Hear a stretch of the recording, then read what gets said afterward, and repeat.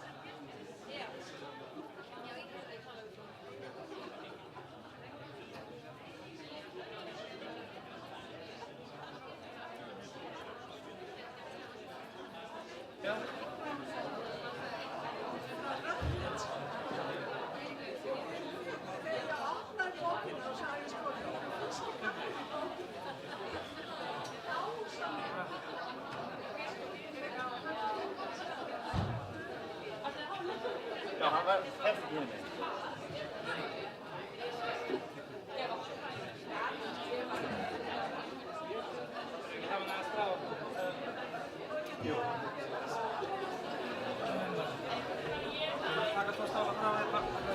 fyrir.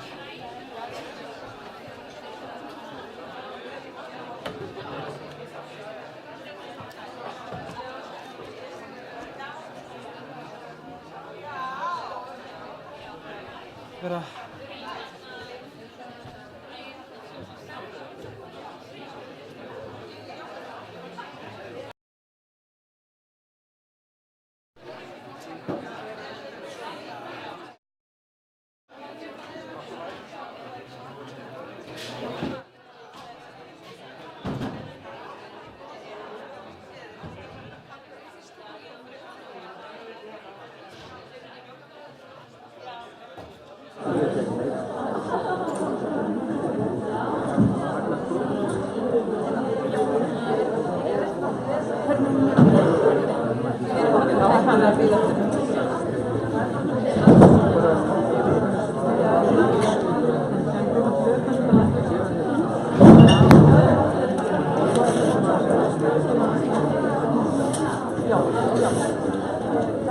Gracias.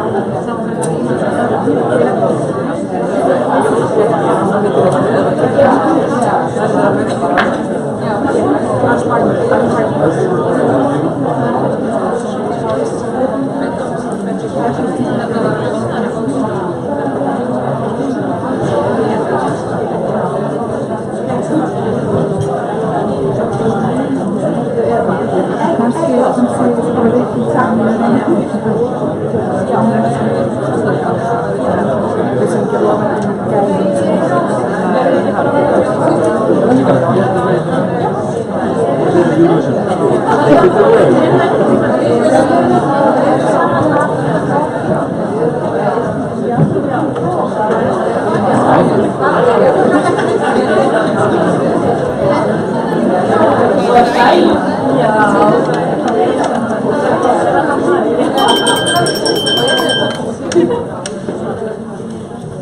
daginn, verið hjartanlega velkomin. Ég Eva Þórdís Ebersteinsdóttir. Ég ætla að gera hreiðlega tilraun til að stjórna hér tímanum. Við erum með fjölda og áhugaverða dagskrá, þannig að ég vona að ná að sinna öllu og alltaf á sinn tíma. Í dag ætlum við að skoða þýðingu sáttmála Sameinuðu þjóðanna um réttindi fatlaðs fólks fyrir þjónustu og starfsemi íslenskra sveitarfélaga. Hvernig gengur að innleiða, hvernig eigum við að fara að því og svo framvegis. Það Samband íslenskra sveitarfélaga, Landssamtökin Þroskahjálp, Öryrkjabandalagið og Rannsóknarsetur fatlaðra sem standa að þessum málaflokki. Og ég ætla ekki að hafa þetta langt, þannig ég svona bara að hefja dagskrá og bjóða í pontu Aldísi Hafsteinsdóttur. Hún bæjarstjóri í Hveragerði og hún í stjórn sambandsins. Hún ætla að hafa hér örlítið upphafsmála.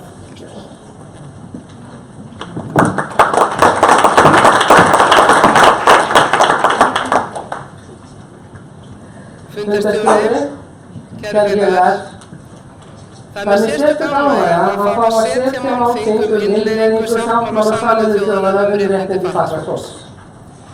Framundan metnaðarfull dagskrá þar sem fjallað verður frá ýmsum hliðum réttindi fatlaðs fólks og þá ekki síst út frá umræddum sáttmála. Samningurinn alþjóðasamningur sem felur í sér skyldur aðildarríkja til þess að tryggja réttindi. Í samningnum segir: aðildarríkin skuldbinda sig til þess að tryggja og stuðla því að öll mannréttindi og grundvallarfrelsi verði í einu og öllu að veruleika fyrir allt fatlað fólk án mismununar af nokkru tagi vegna fötlunar. Með samningnum þannig búin til leiðarvísir að því hvernig tryggja skal fötluðu fólki mannréttindi og tækifæri til jafns við aðra í lífinu og gera því þannig kleift að vera virkir þátttakendur í samfélaginu. Ísland fullgilti samninginn í lok árs 2016 og þá voru aðildarríki honum orðin 165.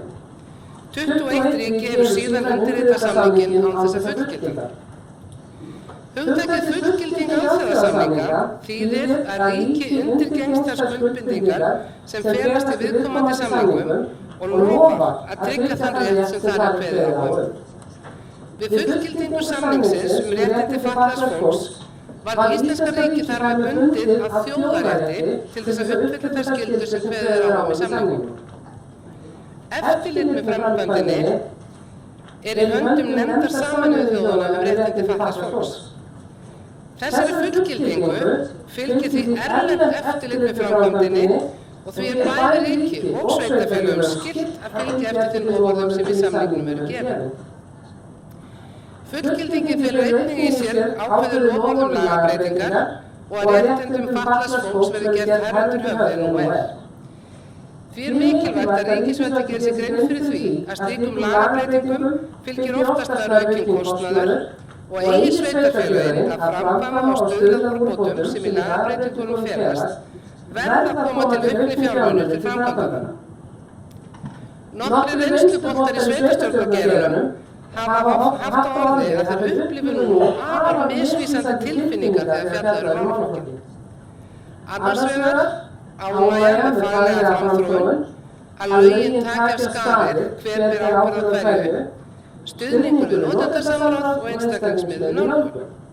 Hins vegar það svo ábyrgðin á fjármálunum og ríkar áhyggjur af því hvort að nauðsynlegir fjármunir fylgi þeim breytingum sem að verða. Það einnig afar mikilvægt að viðurkennt verði að eigi að uppfylla þær skyldur sem á sveitarfélögum eru lagðar í dag þurfa til að koma til auknir fjármunir. Þar ég sérstaklega að horfa til þess að svo virðist sem ákveðnir hópar hafi hreinlega gleymst við yfirfærsluna. Þá ég að tala um yfirfærslu málefna fatlaðs fólks til sveitarfélaga. Börn og ungmenni með sértækan vanda, geðfatlaðir í öryggisvistun og fleiri. En eins og ég sagði áður samningurinn fyrst og fremst jafnréttissamningur. Allir eru jafnir fyrir lögum og bannaðir að mismuna á grundvelli fötlunar. Hér hefur verið lofað að verja, efla og tryggja full og jöfn mannréttindi og grundvallar frelsi fyrir allt fatlað fólk til jafns við aðra. Jafnframt því að efla og vinna að virðingu fyrir eðlislægri mannlegri reisn. Eitt brýnasta hagsmunamálið án vafa að laun öryrkja verði lagfærð. En eins og þau í dag útilokað að á þeim séu fyrir fötluðu tryggð mannréttindi og jöfn tækifæri. Ég á yndislegan frænda sem búið hefur við fötlun frá fæðingu. Hann hress og skemmtilegur og lífgar upp okkur einustu samverustund sem við eigum saman. Hann hefur notið þess að vinna til margra ára í Ásgarði í Mosfellsbæ sem yndislegur og mannbætandi staður. Nú hann frændi minn orðinn rúmlega fertugur. Löngu tímabært að flytja heiman frá foreldrum sínum, rétt eins og við frændsystkini hans höfum fyrir löngu gert. Þá kemur á ókleifu bjarginu. Örorkubæturnar sem hann fær í dag eftir skatt undir 200.000 krónum á mánuði. Fyrir þann smáur á hann að geta keypt sér húsnæði eða útvegað sér húsnæði á höfuðborgarsvæðinu. Hann á að kaupa í matinn, borga reikningana sína og lifa fjölbreyttu lífi til jafns við okkur hin. Hann aftur á móti svo óumræðilega heppinn að eiga foreldrar sem hjálpa honum núna að eignast litla íbúð þar sem hann getur loksins búið sér sitt eigið heimili. En hvað með alla hina? Hvað með þá sem eiga ekki bakland sem getur styrkt fatlað barn eða ættingja til húsakaupa? Ég stend hér og ég skil ekki hvernig fólk fer að þessu. Það sé nefni allt aðra umræðu hversu mikilvægt það að þeir sem raunverulega þurfa aðstoð að halda fá hana og að þeir takmörkuðu fjármunir sem til ráðstöfunar fari ekki í vasa þeirra sem gætu verið á hinum almenna vinnumarkaði. En úrlausnarefnin mörg, verkefnin framundan krefjandi.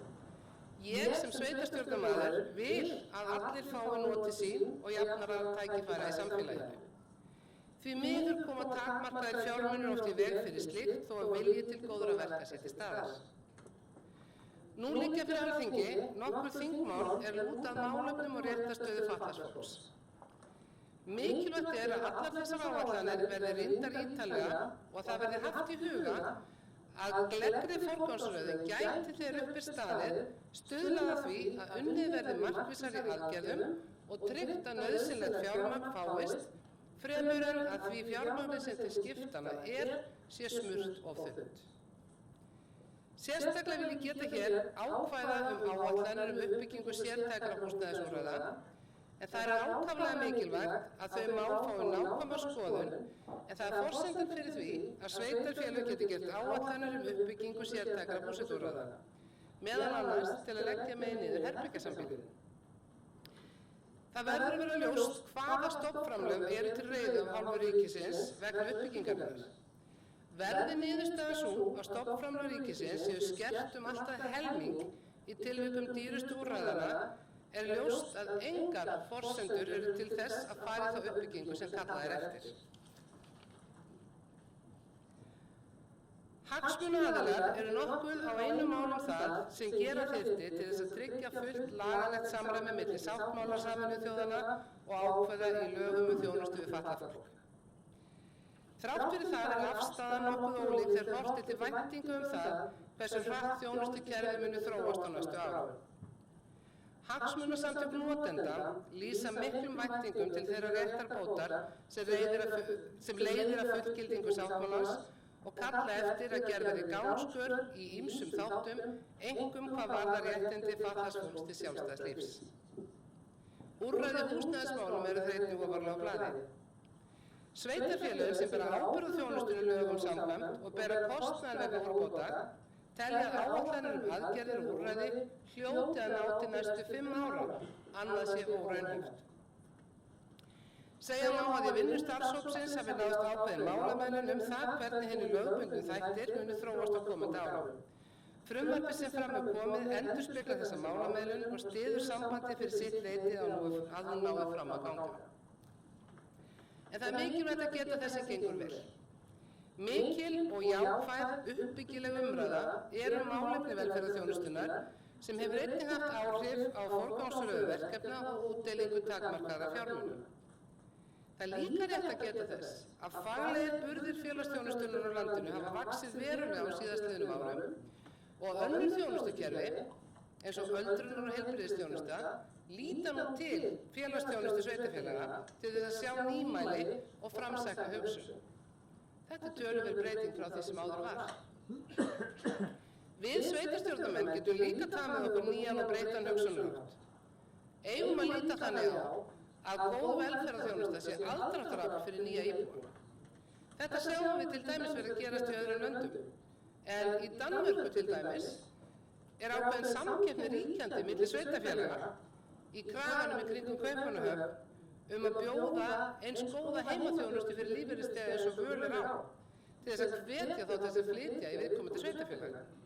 Spurning hvort þetta sé ekki eitthvað sem við getum tekið til eftirbreytni hér á landi.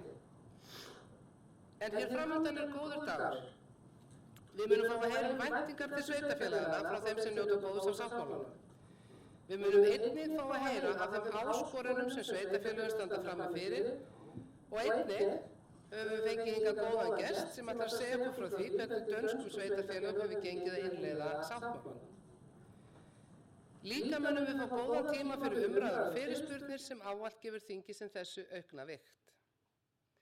Ég vil síðan minna á að málþingið er sent beint út á netinu og að glærur verða vonandi aðgengilegar þeim sem heima sitja strax eftir þingið. Leið og ég óska okkur öllum ánægjulegs dags, vona ég að umræður hér í dag munu verða til þess að skerpa skilning á aðstæðum fatlaðs fólks og þeim áskorunum sem sveitarfélögin glíma við á því sviði.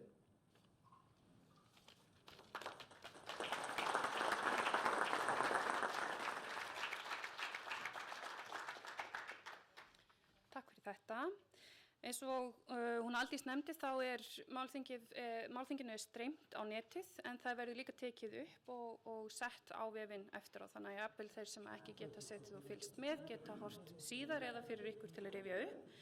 En nú er það Rannveig Traustadóttir, prófessor við Háskóla Íslands og hún ætlar að ræða við okkur tilurð og uppbyggingu sáttmála Sameinuðu þjóðanna um réttindi.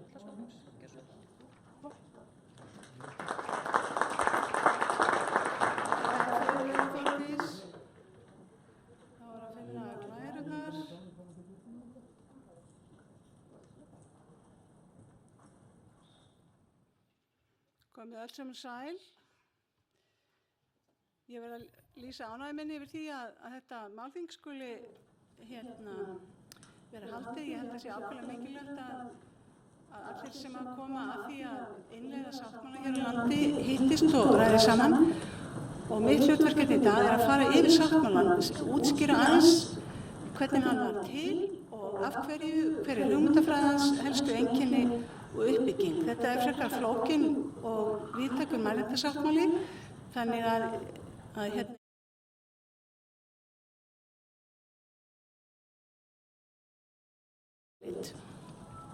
Þannig að ég ætla að tala af hverju þarf sérstakann sáttmála, mannréttindasáttmála fyrir fatlað fólk og fara þarna yfir eins og ég sagði bakgrunninn, söguna og tilurð og þessu fylgir líka sáttmálan, hann felur í sér nýjan skilning á fötlun og ég ætla að tala hugmyndafræðina, helstu einkenni og nokkur ákvæði og fjalla innleiðinguna hér á landi. En í stuttu máli má segja að ein aðal ástæðan fyrir því að settur var sérstakur mannréttindasáttmáli fyrir fatlað fólk var svo að bæði konur og karlar og börn, fötluð börn, eru í flestum ríkjum heims meðal þeirra sem er ýtt lengst út á jaðar samfélagsins og eiga mjög erfitt með að njóta fullra mannréttinda. Og áður hér fyrr þá var litið svo á að þetta væri bara í raun og veru eðlilegt og óhjákvæmilegt vegna þess að þetta væri afleiðing þess hver sumt fólk byggi við mikla líkamlegar, sálrænar eða vitsmunalegar eða skynrænar skerðingar. En sáttmálinn hafnar því að það sé eðlilegt að fatlað fólk búi í mismunun og hafnar því að fötlun sé einstaklingsbundið vandamál sem búi innra með hverri manneskju, heldur sé fötlun fyrst og fremst samfélagslegt fyrirbæri og stafi ekki síst af því að samfélaginu hefur mistekist að taka mið af þeim fjölbreytileika sem er að finna meðal mannfólksins og hefur mistekist að bjóða alla jafn velkomna. Þannig að það er samfélagi sem þarf að breytast en ekki fatlað fólk. og sáttmálinn í raun og veru leiðarvísir til þess að hjálpa okkur að koma á slíkum breytingum. Þannig að þetta alveg ákaflega mikilvægt plagg. En þróunin síðan 1960 þegar að síðast var svona hugmyndafræðileg vatnaskil í málefnum fatlaðs fólks. Hún hefur einkennst af viðleitni til þess að vinna gegn mismunun og illri meðferð af fötluðu fólki og það hefur verið unnið í því að þróa nýja hugmyndafræði og ný viðbrögð við fötluðu fólki sem að viðurkenna og einkennast af virðingu fyrir fötluðu fólki og mannréttindum þess. Og þróunin hefur orðið frá sjónarhornum sem að einkennast af ölmössu, góðgerðar sjónarmiðum, forsjárhyggju og slíku og yfir í miklu réttindamiðaðri sýn.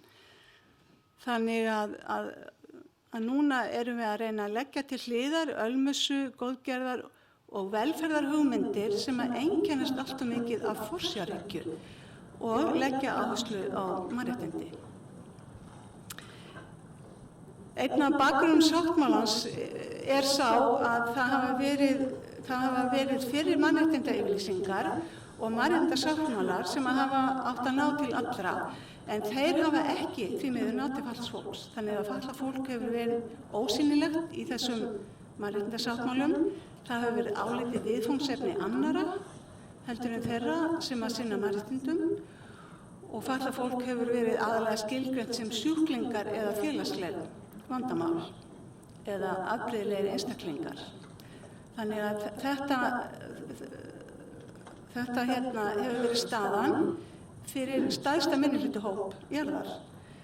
En mjög lengi þá var talið að fatlað fólk væri svona það bil 10% jarðarbúa eða svona 650 milljónir, en í tiltölulega nýrri skýrslu frá Alþjóðaheilbrigðisstofnuninni sem kom út 2011 og heitir World Report on Disability, þá eftir rannsókn allan heim að þá kemst stofnunin að því að 15% fatlaðs fólks geti talist fatlað fólk eða 850 milljónir manna og það dálítið stór þrýstihópur.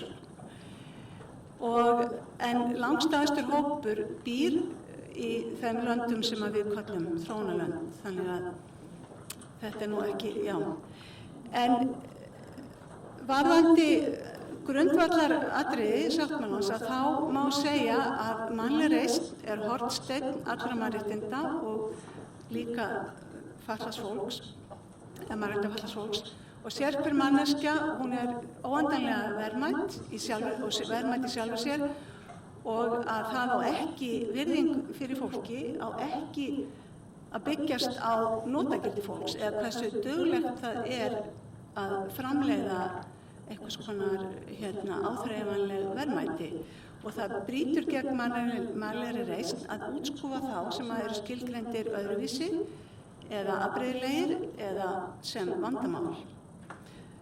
Vegna þess að vandamál fatlaðs fólks eru að stórum hluta samfélagslegar hindranir en ekki skerðingar einstaklingsins, eins og ég sagði áðan, og þess vegna það skylda stjórnvalda að ryðja þessum hindrunum úr vegi.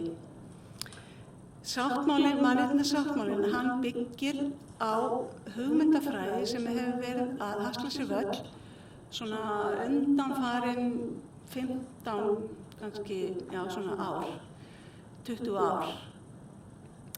Og sem byggir að mjög stórum hluta á því sem hefur verið kallað félagslegur skilningur á fötlun. Í stað þess að líta á fatlaða einstaklinga sem gölluð eintök eða frávik, að þá litið á fötlun sem félagslega skapaða, sem verður til í samspili einstaklings og umhverfis viðkomandi og það lögð áhersla á mannréttindi, mannvirðingu og mannlegt gildi fatlaðs fólks. Samningurinn hann jafnt til borgaralegra og pólitískra réttinda og efnahagslegra, félagslegra og menningarlegra réttinda sem eru þau réttindi sem kveðið á í öðrum mannréttindasáttmálum sem eiga að ná til allra en hafa því miður ekki náð til fatlaðs fólks. Og það sem ákaflega mikilvægt í þessum mannréttindasáttmála og þeirri hugmyndafræði sem hann byggir á að skerðing hluti af mannlegum margbreytileika en ekki afbrigðileg frávik. Þetta ákaflega mikilvægt og ákaflega mikilvægt fyrir allan sjálfskilning fólks sem skilgreint sem fatlað. Þar að auki að þá hefur sáttmálinn mjög áhugaverða í fyrsta skipti, hann fyrsti mannréttindasáttmálinn sem fjallar samþætta mismunun og hann fjallar mismunun á grundvelli kyns og fötlunar. Þetta nýtt atriði sem hefur vakið athygli annarra sem hafa enga sérstakan áhuga kannski að fatlað fólk sem hafa áhuga á samþættri mismunun sem hefur mikið verið fjallað bæði fræðilega og í mannréttindakreðsum. Og þarna í sáttmálanum líka áhersla á tengsl fötlunar og fátæktar og bent á leiðir til úrbóta varðandi það. En sáttmálinn í raun og veru liður í langri baráttu fatlaðs fólks. Fötlun var eins og ég sagði áðan ósýnileg í þeirri mannréttindalöggjöf sem var fyrir hendi og fyrri mannréttindasáttmálar, þeir hafa ekki nefnt fötlun eða fatlað fólk. Fatlað fólk ekki nefnt í mannréttindayfirlýsingu Sameinuðu þjóðanna frá 1948 sem svona grundvallar plagg í alþjóðlegum mannréttindasáttmálum, heldur ekki í alþjóðasamningi borgaraleg og stjórnmálaleg réttindi eða alþjóðasamningi sem kom líka og fjallaði efnahagsleg, félagsleg og menningarleg réttindi og það sama gildi aðra alþjóðasáttmála sem tryggja eða réttindi eða banna mismunun á grundvelli ákveðinna þátta nema barnasáttmálinn. Þar fötlun nefnd, það eini mannréttindasáttmáli sem nefnir fötlun sérstaklega. Þannig að hver voru þá viðbrögðin við því að það vantaði öll ákvæði fatlað fólk í mannréttindasáttmálanum? Það var gert með því að reyna að túlka og heimfæra almenn grundvallarréttindi sem kveðið var á þessi sáttmálum yfir á fatlað fólk. Enda á auðvitað fatlað fólk að njóta sömu réttinda og allir aðrir. Síðan var gerð rannsókn árið 2002 af fræðimanni sem heitir Gerard Quinn og konu sem heitir Therese Degener, þau eru bæði mannréttindalögfræðingar og tengjast bæði mjög málum fatlaðs fólks. Og sú rannsókn, hún skoðaði að hve miklu leyti mannréttindakerfi, eftirlitskerfi sem Aldís nefndi hér áðan, það eru alþjóðlegar eftirlitsnefndir með öllum mannréttindum og skoðuðu að hve miklu leyti þetta alþjóðlega eftirlitskerfi, mannréttindakerfi Sameinuðu þjóðanna næði til fatlaðs fólks. Og bara niðurstaðan var sú að mannréttindakerfi Sameinuðu þjóðanna gerði það ekki eða að mjög takmörkuðu leyti. En til þess að reyna að bæta úr því að fötlun var ekki nefnd í mannréttindasáttmálanum, þá var verið að berjast fyrir því að alþjóðleg ákvæði var sett. Og það eru ýmsir forverar sáttmála sem eru til. Svona ýmsar yfirlýsingar, til dæmis yfirlýsingum réttindi fatlaðs fólks með þroskahömlun sem var mikið tímamótaplagg 1971 og síðan var yfirlýsingum réttindi fatlaðs fólks á 75 og grundvallarreglur Sameinuðu þjóðanna möguleika fatlaðs fólks og fleira, en það vandamáli var að ekkert af þessu var bindandi. Þetta voru yfirlýsingar, svona leiðbeinandi fyrir þjóðir heims en ekki bindandi. Og þar að auki byggðu þessar yfirlýsingar margar hverjar á þessum gamla læknisfræðilega skilningi sem leita fötlun sem galla á einstaklingum og fatlað fólk sem svona afbrigðileg frávik. Þannig að, og þau byggðu líka að miklu leyti á hugmyndum forræðishyggju, umönnun og vernd og þar var oft kveðið á að það var í lagi að aðbrenna fatlað fólk á sérstofnunum og þannig að þessar yfirlýsingar voru úreltar og gamaldags og lögmættu ýmist neikvæð úrræði og viðhorf til fatlaðs fólks. Þannig að fatlað fólk og samtök þess allan heim höfnuðu þessum hugmyndum sem voru að baki þessum yfirlýsingum. Og þetta skapaði vaxandi þrýsting á nauðsyn þess að setja nútíma hugmyndafræði inn í mannréttindasáttmála réttindi fatlaðs fólks á vegum Sameinuðu þjóðanna. Og árið 2001 að öllum löndum og þá var það ríkisstjórn Mexíkó sem lagði fram tillögu og allsherjarþingi Sameinuðu þjóðanna að það yrði unnið að slíkum mannréttindasáttmála. Og það er mjög áhugavert að átta sig á því hvaða samhengi þetta sett fram, því að þetta var mjög tengt þróunarstarfi Sameinuðu þjóðanna og þúsaldarmarkmiðum Sameinuðu þjóðanna það að vinna gegn fátækt. En fatlað fólk er í flestum löndum heims fátækast allra fátækra. Og þess vegna öfluðu þessi tengsl við þúsaldarmarkmiðin miklum stuðningi þróunarlanda og ýmissa landa sem að hafa ekki endilega verið þekkt fyrir að styðja mannréttindi á vettvangi Sameinuðu þjóðanna. Eða öðrum vettvangi. Endilega. Þannig að þetta hlaut þessi tengsl við að vinna gegn fátækt skipti mjög miklu máli við að afla sáttmálanum fylgis á vettvangi Sameinuðu þjóðanna. Og í desember 2001 þá samþykkti allsherjarþingið að vinna þegar hafin vinna að mannréttindasáttmála fyrir fatlað fólk. Og það var mjög áhugavert að þetta var gert í samráði, þurfti ekki neina atkvæðagreiðslu. Og þetta sama ár 2001 var skipuð nefnd til að semja þennan sáttmála og nefndin hittist 8 sinnum þvert til 3 vikur í hvert sinn. Og það er mjög athyglisvert að heyra sögurnar frá þessum fundum því að það mætti mjög mikið af fötluðu fólki og bara húsnæði Sameinuðu þjóðanna og allt kerfi, upplýsingakerfi Sameinuðu þjóðanna þurfti mikillar endurskoðana við. Og þetta gerði Sameinuðu þjóðanna bæði að byggingum og upplýsingum miklu aðgengilegri heldur það hafi nokkið verið. En fatlað fólk og samtök þess áttu mjög stóran hlut í sáttmálanum og höfðu mikil og afgerandi áhrif á það hvernig þessi sáttmáli lítur út í dag. Og það voru vinnunefndir og undirnefndir sem unnu að ákveðnum greinum og þáttum sáttmálans. Og 2004 voru fyrstu drög sett fram og unnu með þau. 2005 voru ný drög sem urðu undirstaðan að lokagerðinni og í desember 2006 þá var sáttmálinn samþykktur á allsherjarþingi Sameinuðu þjóðanna. Það er líka mjög athyglisvert að þó svo þetta væri mjög flókinn og viðamikill sáttmáli með talsvert miklu og mjög áhugaverðum nýjungum að þá tók styttri tíma að vinna að þessum mannréttindasáttmála en nokkrum af fyrri mannréttindasáttmálum Sameinuðu þjóðanna.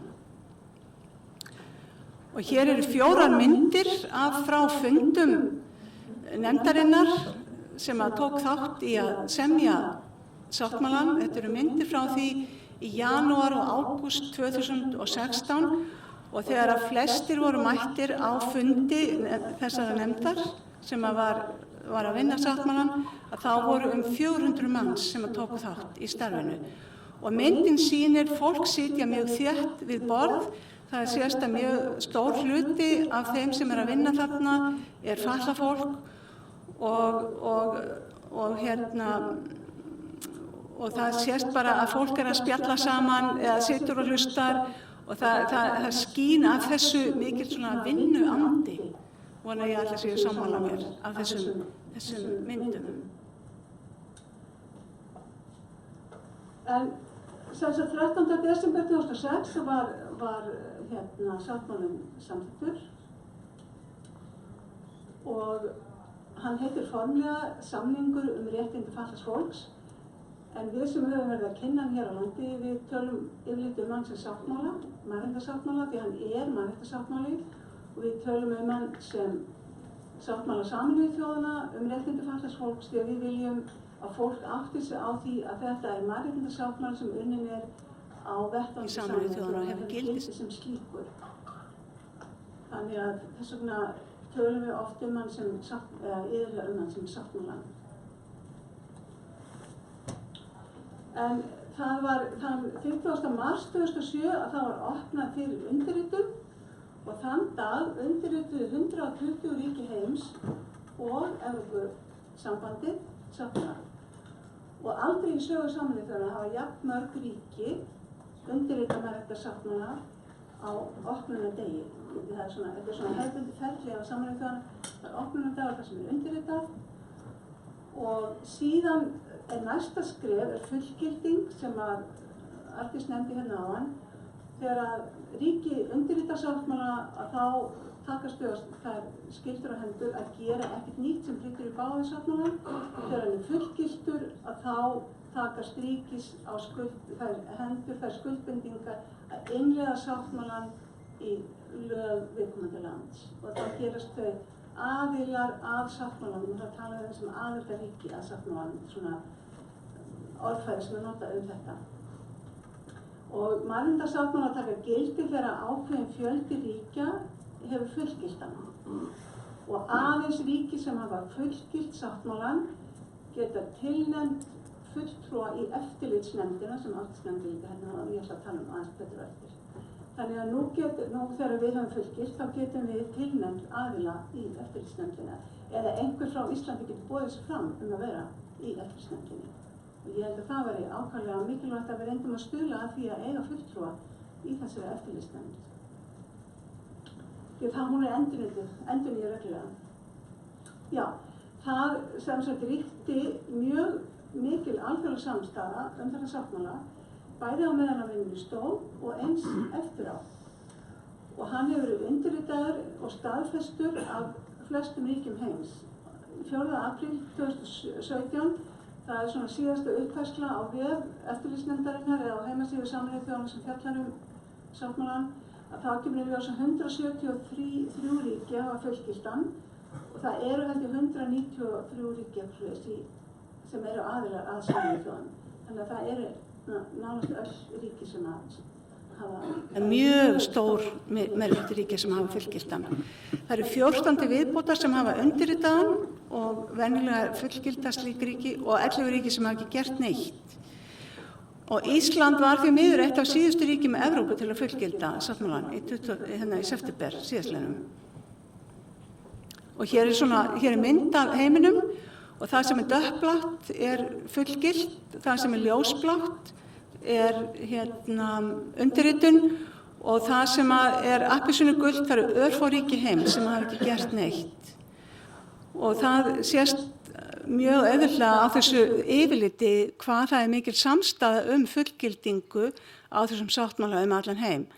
Það auðvitað sker mjög í augu þetta stóra land sem ekki hefur fullgilt sem eru Bandaríkin.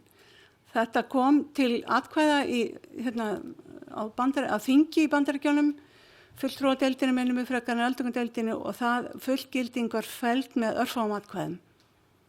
Þannig að mér sýnist ekki að landslagið í Bandaríkjunum bjóði upp og það verður fullgiltur næstu ár. En þessi sáttmáli, hann er mjög söguleg tímamót. Hann er mjög víðtækur mannréttindasáttmáli sem leggur áherslu á jafnrétti og bann við mismunun á grundvelli fötlunar eða skerðingar. Og þetta hugtak til jafns við aðra er að stórum hluta, er mjög víða, þetta er svona eins og þema í gegnum sáttmálann, í gegnum ýmsar greinar hans, að fatlað fólk á að hafa rétt á þessu og hinu til jafns við aðra. Og það þýðir að fatlað fólk á að hafa rétt sem að flestir aðrir í viðkomandi landi búa við. Og þessi mantra gengur í gegnum allan sáttmálann, til jafns við aðra. Þannig að megin markmið hans er að koma á fullum og jöfnum mannréttindi fyrir fatlað fólk. Og það má segja líka að þessi sáttmáli festi í sessi þátttöku fólks á öllum stigum. Þannig að það slagorð sem að samtök fatlaðs fólks víðast heim hafa ekkert okkur án okkar, það má segja að það sé búið að skrifa það inn í sáttmálann. Því að það eru mjög sterk ákvæði virka og mikla þátttöku fatlaðs fólks í öllu sem snýr að innleiðingu og eftirliti með sáttmálanum. Og þar að auki þá staðfestir og ítrekar sáttmálinn þennan nýja skilning á fötlun sem ég talaði áðan, þennan félagslega skilning. Þetta er mjög merkur sáttmáli því að hann er sá fyrsti í mjög mörgu tilliti. Hann er fyrsti mannréttindasáttmáli Sameinuðu þjóðanna á nýrri öld, þannig að hann fékk talsverða athygli út á það. Og hann er fyrsti sáttmáli sem samin er með svona beinni og og mikilli aðkomu þeirra sem að sáttmálinn beinist að, sem sagt með mikilli aðild og þátttöku fatlaðs fólks. Þetta er líka fyrsti sáttmálinn sem kveður á skyldur ríkja framkvæmd og innleiðingu. Í 33. grein sáttmálans er kveðið á ákveðið stjórnsýslu fyrirkomulag það hvernig eigi að innleiða sáttmálann, sem er það er í fyrsta skipti og þetta er mjög áhugaverð nýjung í mannréttindasáttmálum og þetta fjallar bæði innleiðingu og eftirlit. Þannig að 33. greinin hefur vakið mikla athygli víða heim fyrir þessa nýjung. Ég hef því miður ekki tíma til að fara ofan í þessar greinar en ég býð fram að koma með námskeið til þeirra sem hafa áhuga að vita meira sáttmálann, til dæmis 33. greinina og fleiri greinar. En þetta er fyrsti líka sáttmálann sem kveður á stöðugt eftirlit með stöðu mannréttinda, þannig að það er kveðið á að það er vera sjálfstæð mannréttindastofnun sem fylgist með því sem innleiðingunni og hefur eftirlit með henni. Þetta er fyrsti sáttmálinn sem með fyrirsagnir, mannréttindasáttmálinn sem fyrirsagnir á greinum og það er gert þess að gera hann aðgengilegri. Og svo er þetta fyrsti mannréttindasáttmálinn sem Evrópusambandið undirritar. Og flest eins og þið sáu þá er nánast öll Evrópuríki hafa undirritað sáttmálann og fullgiltan og Evrópusambandið sjálft hefur líka fullgilt sáttmálann og hefur aðlagað sína stefnu í málefnum fatlaðs fólks mjög sterklega að þessum sáttmála. Þannig á vegum Evrópusambandsins og aðildarríkja þess er mjög virk vinna í gangi. Þannig að þetta er mjög áhugaverður sáttmáli. Ég ætla aðeins að nefna hvernig hann er uppbyggður, að það eru formálsorð reyndar sem ég nefningi hérna sem eru mjög áhugaverð og kveða á mikilvæga hluti. Síðan eru almennu hluti sem eru grundvallaratriði sem eru fyrstu 8 greinarnar og það sem er í almenna hlutanum, það eru reglur sem gilda beitingu og túlkun allra þátta sáttmálans. Þarna er fjallað markmið, skilgreiningar, meginreglur, skyldur ríkja, hvaða skyldur þau hafa við innleiðingu. Þarna er fjallað jafnrétti bann við mismunun og svo fatlaðar konur og fötluð börn sem eru þeir 2 hópar sem eru sérstaklega áhersla á í þessum sáttmála. Síðan eru efnisleg réttindi, það kveðið á þau í greinum 9-30 aðgengi, rétti lífs, gerhæfi, frelsi, mannhelgi, sjálfstætt líf og ég ætla ekki að telja það upp, en það eru talin upp menntun, atvinnumál, réttur til heilsu, hæfingar og endurhæfingar og fleira. Þannig að það eru marga greinar sem fjalla ákveðin efnisleg réttindi. Og síðan eru talsvert marga greinar sem fjalla það hvernig á að innleiða sáttmálann, framkvæma og eftirlit með honum. Og þetta fjalla bæði rannsóknir og tölfræði sem þarf að vera fyrir hendi til þess að átta sig á því hvernig gengur. Þannig að það þarf mikið að taka til í tölfræði upplýsingum hér á landi til þess að við vitum hvernig nokkuð gengur, en við getum ekki sagt svona mikið hefur okkur miða nema við höfum einhverjar rannsóknir og tölfræði sem að segja hvernig gengur. Og svo þetta alþjóðasamstarf sem í grein 32, það tengist mjög þessum þúsaldarmarkmiðum og alþjóðlegu þróunarsamstarfi, þannig að það er kveðið á það að í þróunarstarfi eigi lönd sem að styðja það sem við kallum þróunarlönd að taka tillit til fatlaðs fólks líka og vinna gegn fátækt og fleira. Síðan þessi grein 33 sem fjallar sem ég nefndi áðan, sem fjallar framkvæmd og eftirlit innlands og eru mjög áhugaverð nýbreytni. Það er fjallað alþjóðlegt eftirlit í 34. greininni og það er fjallað eftirlitsnefnd Sameinuðu þjóðanna og svo eru svona tæknilegt skýrslugerð og fleira í greinina sem eftir eru. Það fylgir valfrjáls bókun sáttmálanum og hún hefur verið undirrituð á íslensku stjórnvöldum en ekki fullgilt og því var lofað á síðasta þingi að hún yrði fullgilt held ég fyrir haustið 2017 ef ég man rétt. En þessi valfrjálsa bókun er mjög mikilvæg því að hún fjallar rétt þeirra sem að telja brotið á sér undir þessum sáttmála til þess að leita til eftirlitsnefndar Sameinuðu þjóðanna með sín mál en fólk getur það ekki fyrir að það hefur þrautreint alla leiðir innanlands. Þannig að fólk sem hefur núna tapað sínum málum fyrir Hæstarétti getur ef að valfrjálsbókun fullgilt ef það vill leita með sín mál. Þá eru þú búin að þrautreina allar leiðir innan lands. Þetta nú svona bara hér almennt yfirlit yfir, það eru almenn ákvæði, það eru þessi efnislegu réttindi og framkvæmd og eftirlit sem eru svona þessir helstu hérna, hvað ég segja, hlutar sáttmálans. Og mér langar að minna á það að almennu ákvæðin, að það eru ákvæði sem að liggja til grundvallar beitingu og túlkun annarra greina, þannig að markmið, skilgreining, meginreglur og skyldur og sko, ef fólk í vandræðum með hvernig á að túlka greina þá er litið til meginreglana hvað þær segja og þessara almennu ákvæða sem eru fyrstu 8 greinar sáttmálans. Og þar er fjallað jafnrétti og bann við mismunun og sérstaklega tekið á þessari margþættu mismunun sem fatlaðar konur verða fyrir og áherslu á börn líka. Ein mikilvægasta grein sáttmálans, það eru nú allar hver annar mikilvægar, en það er 3. greinin sem að fjallar almennar meginreglur. Þar eru svona grundvallar atriði og gildi sem að eiga leiðbeina það hvernig á að túlka og virkja hann. Og það er því sérstaklega mikilvægur texti og á að líta til hans þegar verið að innleiða. Og hér eru þessi almennu ákvæði, almennu meginreglur sem eru í 3. greininni. Það er virðing fyrir mannlegri reisn og sjálfræði, bann við mismunun, réttur til fullrar og virkrar þátttöku. Ég teka fram að þetta er stytt hjá mér, þetta er ekki orðrétt hvernig 3. greinin er.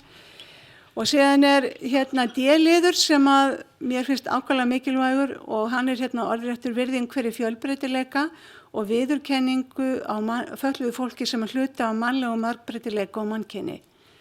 Jöfn tækifæri, aðgengi, jafnrétti kvenna og karla og virðing fyrir getu og réttindum barna. Þetta er svona þessi grundvallar atriði. Ég ætla ekki að fara út í þessar almennu skuldbindingar nema að ég ætla að nefna, sem er í 4. grein, nema ég ætla að nefna það að þar er í 3. lið 4. greinar stendur orðrétt þegar aðildarríkin undirbúa löggjöf sína og stefnu við að innleiða samning þennan og vinna að því að taka ákvarðanir stöðu fatlaðs fólks, skulu þau hafa, og þessi feilritin er mín en hún er ekki sáttmálanum, skulu stjórnvöld hafa náið samráð við fatlað fólk og tryggja virka þáttöku, náið samráð og virka þáttöku. Þar með talið fatlaðra barna með milligöngu samtaka sem koma fram fyrir þeirra hönd. Og þetta er mjög ákveðin liður í sáttmálanum að þessi, þetta atriði. En sáttmálan hann byggir á réttindum fatlaðs, byggir á réttindum sem að þegar hafa verið viðurkenndir í öðrum mannréttindasáttmálanum, en það sem hann gerir að hann aðlagar og útfærir þessi réttindi með að veruleika fatlaðs fólks og það er ekki kveðið þarna á ný réttindi. Það er til dæmis rétturinn til tjáningafrelsis nær líka til óhefðbundinna tjáningaleiða til dæmis og fleira slíkt. Og markmiðið, hún las markmiðið í sínu erindi, hún Aldís. Þannig að ég ætla ekki að vera að lesa það aftur.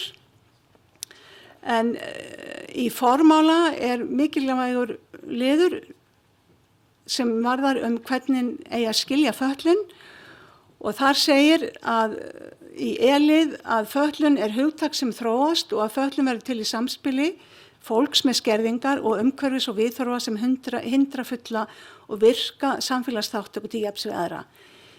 Mér langar að skjóta inn að ég var að fara yfir þessi 4 frumvörp sem liggja fyrir þinginu og það er misræmi í því hvernig fötlun er skilgreind í þessum 3 frumvörpum.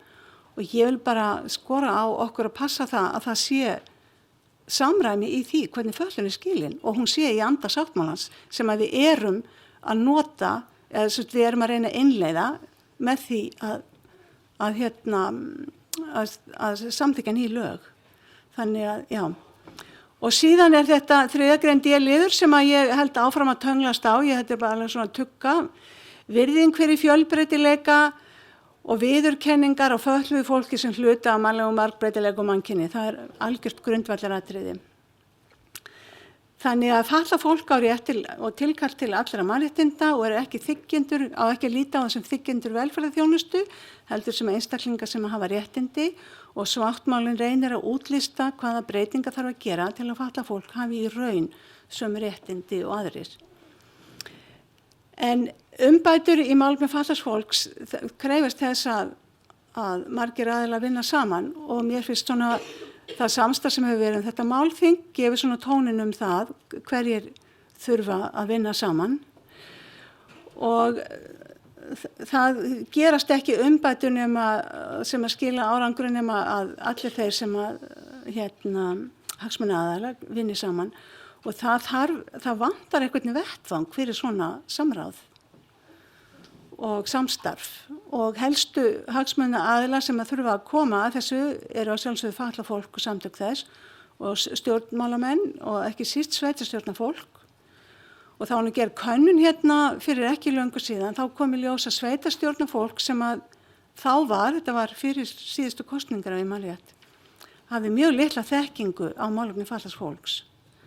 Síðan það eru þetta stjórnsýslan, stjórnendur, fagfólk og þeir sem vinna í þjónustukerfinu og sérfræðingar í mannréttindum og fræðasamfélagi þarf allt að koma að þessum málum og það þarf að skapa einhvers konar vettvang fyrir svona samstarf.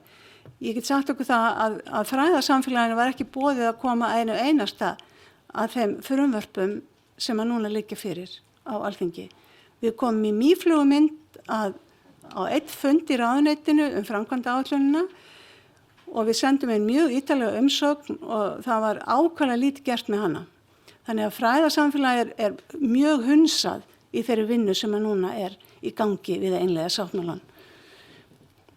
En mér þykir mikilvægt að skapa vettvang fyrir svona samstarf og reyna að skilgreina hver á að gera hvað og hvernig við getum unnið sem best saman að því sem að við erum öll að reyna að toga í sömu átt og við þurfum að vinna saman við það. En mér finnst að sáttmálinn, hann skapar í raun og veru mjög söguleg tímamót og einstakt tækifæri til nýsköpunar og nýbreytni í málefni fatlaðs fólks og það eru svona 3 lykilatriði sem mér finnst vera leiðarljós á þessum tímamótum. Það er nýr skilningur á fötlun, það er ný hugmyndafræði og það sem að byggir á mannréttindum fyrst og fremst og félagslegum skilningi af fötlun og svo þessi nýja mannréttindasáttmáli sem að við getum sameinast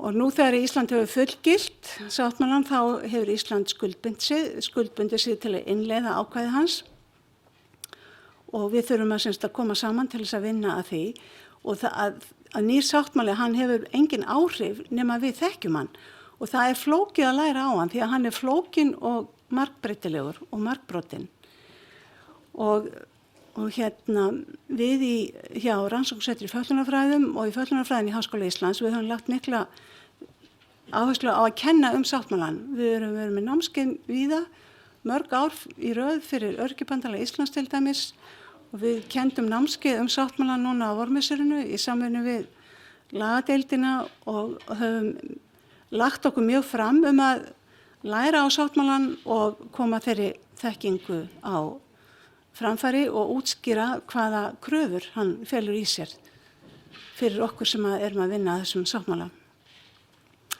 En þetta er ekki einfalt og set ég upp glæru sem að gefur yfirlit yfir þá fjölþrepa stjórnsýslu sem að þarf til að innleiða þennan sáttmála og slík fjölþrepa stjórnsýsla, hún getur skapað flækjur, erfiðleika og átök og togstreitu varðandi innleiðingu og eftirlit. Ef við byrjum svona efst í kerfinu þá er á vegum Sameinuðu þjóðanna eins og hér komið fram stig alþjóðlegs eftirlits með framkvæmd og innleiðingu sáttmálans. Evrópusambandið í okkar heimshluta hefur líka fullgilt hann og hefur eftirlit með það með hjá sínum aðildarríkjum, hvernig gengur að framkvæma innleiða og hefur eftirlit með því. Síðan er náttúrulega stjórnsýsla í hverju landi fyrir sig og síðan víða lönd eru ýmiss konar svæðisskipulag, við erum með þjónustusvæði, í öðrum löndum eru fylki og annað slíkt. Síðan er sveitarstjórnarstigið sem er það stig hér á landi sem að ber mesta ábyrgð frá degi til dags að innleiða sáttmálann og síðan það sem ég kalla þetta persónulega svið. Það bara hvert og eitt okkar í okkar daglegu samskiptum og samstarfi sem að þurfum að muna eftir því hvað sáttmálinn felur í sér. Og það kannski það mikilvægasta að við hvert og eitt bara tökum sáttmálann og lærum á hann og beitum honum í okkar samskiptum og öllu okkar daglega starfi. En það þarf sem sagt að framkvæma og innleiða sáttmálann á öllum þessum sviðum og hafa eftirlit með honum á þessum sviðum og þess vegna vil ég hvetja okkur til þess að átta okkur á því að þetta er flókið og við verðum að vinna saman og líka á alþjóðavettvangi. Það er náttúrulega alþjóðlegt samstarf, alþjóðlegt eftirlitsnefndin. Ég set hérna inn slóð á heimasíðuna hennar á þessa glæru. Það að finna mjög mikið af upplýsingum sáttmálann og eftirlit með honum og störf nefndarinnar og nefndin hún hefur gefið út 5 svona leiðbeiningar þar sem á ensku kallað general comments þar sem að fjalla ákveðnar greinar sáttmálans og þar sem að eftirlitsnefndin túlkar greinina í lengra máli heldur en í sáttmálanum sjálfum gefur leiðbeiningar innleiðingu og eftirlit og síðast voru birt drög að slíkum leiðbeiningum með 19. greininni sem að fjallar réttinn til þess að vera í samfélaginu án aðgreiningar og er mjög mikið lykilgrein. En það hafa verið gerð, það eru 4 aðrar sem að snýra fötluðum konum, 7. greininni, fyrstu leiðbeiningarnar voru 12. greinina sem er tiltölulega flókin og þannig að mjög mikið áhugaverðum upplýsingum hana. Og þeir sem hafa áhuga á að senda eftirlitsnefndinni athugasemdir við drögin að leiðbeiningum með 19. greininni, þar eftirlitsnefndin vill gjarnan fá athugasemdir. Og í þessum drögum er skilgreining á því hvað sjálfstætt líf og það skilgreining á því hvað persónuleg aðstoð. Þetta hefur verið tekist allt á mér. Þannig að þetta er mjög áhugavert. Þetta er lengsta leiðbeiningarplaggið. Það eru þó nokkrar síður. Þannig að þetta er mjög áhugavert að kynna sér það. Og það er líka mjög áhugavert að vera í þessu nána alþjóðlega samstarfi átt að segja á því að það sem við erum að gera hér er líka það sem að aðrir eru að brasa við í öðrum löndum. Og það er mjög áhugavert að heyra frá henni Maríu hvað Danir eru að gera. Þeir hafa staðið sig vel við að ýmsa leiðbeiningar innleiðingu. En þeir sem hafa fullgilt sáttmálann þurfa að skila inn skýrslu til eftirlitsnefndarinnar hvernig gengur innleiða innan 2 ára frá fullgildingu. Þannig að það líður hratt að því að íslensk stjórnvöld þurfa að skila inn skýrslu. Síðan óskar eftirlitsnefndin mjög stíft eftir því að fá það sem að kallaði skuggaskýrslur og eru skýrslur sem eru sendar inn af hálfu ýmissa hagsmunaaðila meðal annars samtaka fatlaðs fólks og fleira. Og það er svona í undirbúningi svona dálítið víðtækt samstarf sem ég var að komast á að skrifa skuggaskýrslu frá Íslandi. Síðan ætla ég bara að sýna hvernig að mynda eftirlitsnefndinni og þetta er fyrsta eftirlitsnefndin og það er mikill meirihluti þeirra sem voru í þessari fyrstu nefnd voru fatlað fólk og Teresia Degener er meðal annars, hún er í svörtum jakka og með gleraugu fyrir miðri mynd, hún er sjálf fötluð og mannréttindalögfræðingur og hefur komið að því bæði að rannsaka hlutina áður en að byrja var að semja sáttmálann og hún tók þátt í að semja hann og situr núna í eftirlitsnefndinni. Þannig að það á við talsverðan hóp fólks að þau hafa fylgt þessum sáttmála eftir og það er mjög mikið samstarf, alþjóðlegt samstarf víða heim að kynna sáttmálann. Og það er meðal annars í Galway á Írlandi, er á hverju sumri svona 5 daga langur sumarskóli sáttmálann og það eru mörg okkar hér sem hafa farið bæði kentar og lærtar og það er sumarskólinn núna í júni, hann er í júni og sumarskólinn í ár er með sérstaka áherslu á fólk með sálfélagsleg vandamál. Hér eru fleiri myndir af eftirlitsnefndinni fyrri myndin sýndi andlitsmynd af hverjum og einum og ég þekki það nú ekki alla en það er hérna einn Dani, Stíg Langvatt sem að ég þekki, svo þekki ég Teresu ágætlega og nokkra fleiri en ekki marga. Svo er hérna hópmynd af eftirlitsnefndinni og önnur mynd hérna á sömu glæru sem að sýnir eftirlitsnefndina að störfum. En mér langar að nefna hérna í lokin eitt atriði sem að hvílir dálítið þungt á mér og það er það að það er mikil ruglandi á þýðingu sáttmálans á íslensku. Það kom út þýðing fljótlega eftir að hann var undirritaður á Íslandi og sú þýðing var alveg galin, bara, ég vil ekki fella meira hana. Það var gerð alveglega athugasemd við það og þá farið ég það að laga þá þýðingu og hún var mjög gölluð. Og þá loksins var kallað til eitthvað fólk frá fræðasamfélaginu og fólk frá samtöku fatlaðs fólks og þá kom út þriðja og það sem ég kalla besta útgáfa. Og hún var að mörguleiti ágætt en það voru nokkrir alvarlegir gallar á þriðju þýðingu. Síðan er stokkið upp rétt fyrir síðustu kosningar og sáttmálinn fullgiltur án samráðs þó það standi í sáttmálanum við samtök fatlaðs fólks eða aðra. Og þá voru einhverjir spekingar sem ég held að sé í innanríkisráðuneytinu því að þetta kom þaðan sem að tóku þriðju og bestu þýðingu og afbökuðu hana mjög alvarlega. Þannig að nú eru til 4 útgáfur, 3 þeirra eru hér og þar á netinu og þetta er til mikils vansa. Þetta mun koma fram í skuggaskýrslunni sem gagnrýni á það hvað stjórnvöld hafa kastað til hendinni það að koma á framfæri nothæfu plaggi. Hvað á að innleiða af þessum 4? Ég segi laga þriðju og bestu útgáfu. Ég er búin að skrifa og við í rannsóknarsetrinu erum búin að gera athugasemd við þetta alls staðar þar sem við komumst að í mjög langan tíma, alveg frá því að fullgildingin var gerð. Og það er plaggi sem fylgir fullgildingunni sem ætti að gilda, en það er ekki hægt að nota það. Meðal annars vegna þess, ég ætla ekki að fara út í það, en það er bara mjög gallað, þannig að ég vil hvetja stjórnvöld til að laga þetta. Ég er búin með mína 45 mínútur, ég vona að ykkur hafi fundist þetta gagnlegt að fá þetta yfirlit yfir það, hvernig stendur á því að við stöndum núna frammi fyrir því að innleiða þennan merka sáttmála hér á landi. Takk ykkur fyrir.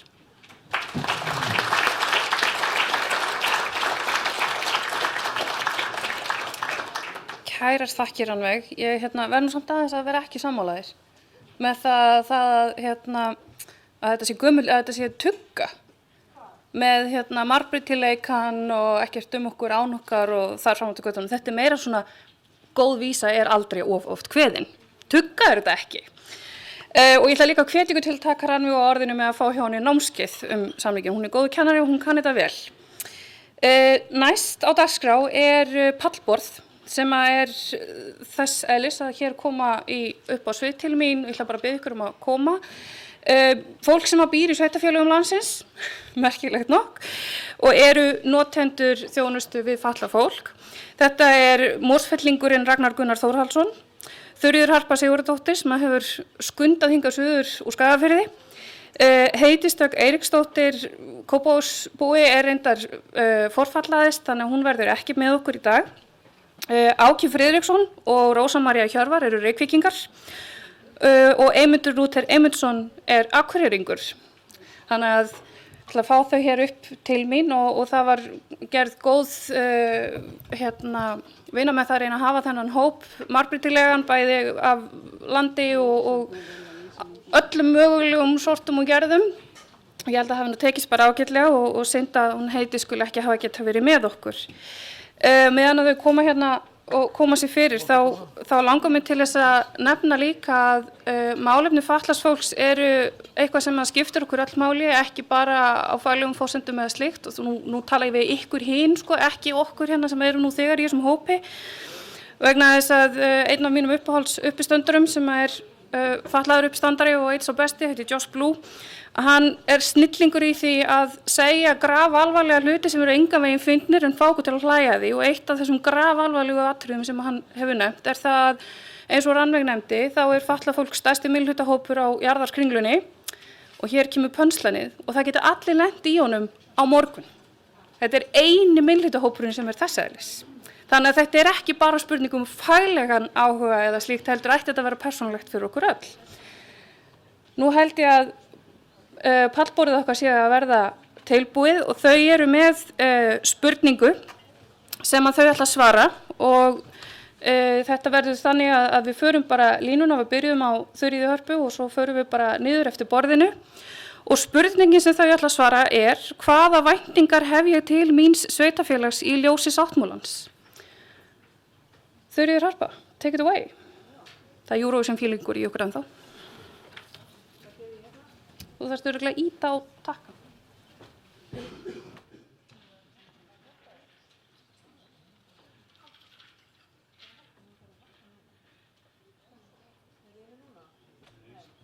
Nú vantar okkur tæknimann.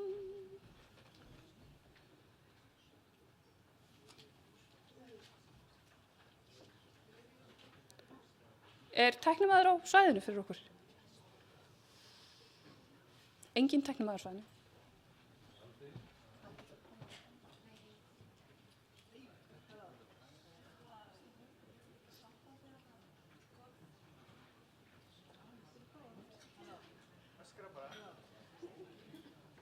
Þeir eru konum með nýja græjur.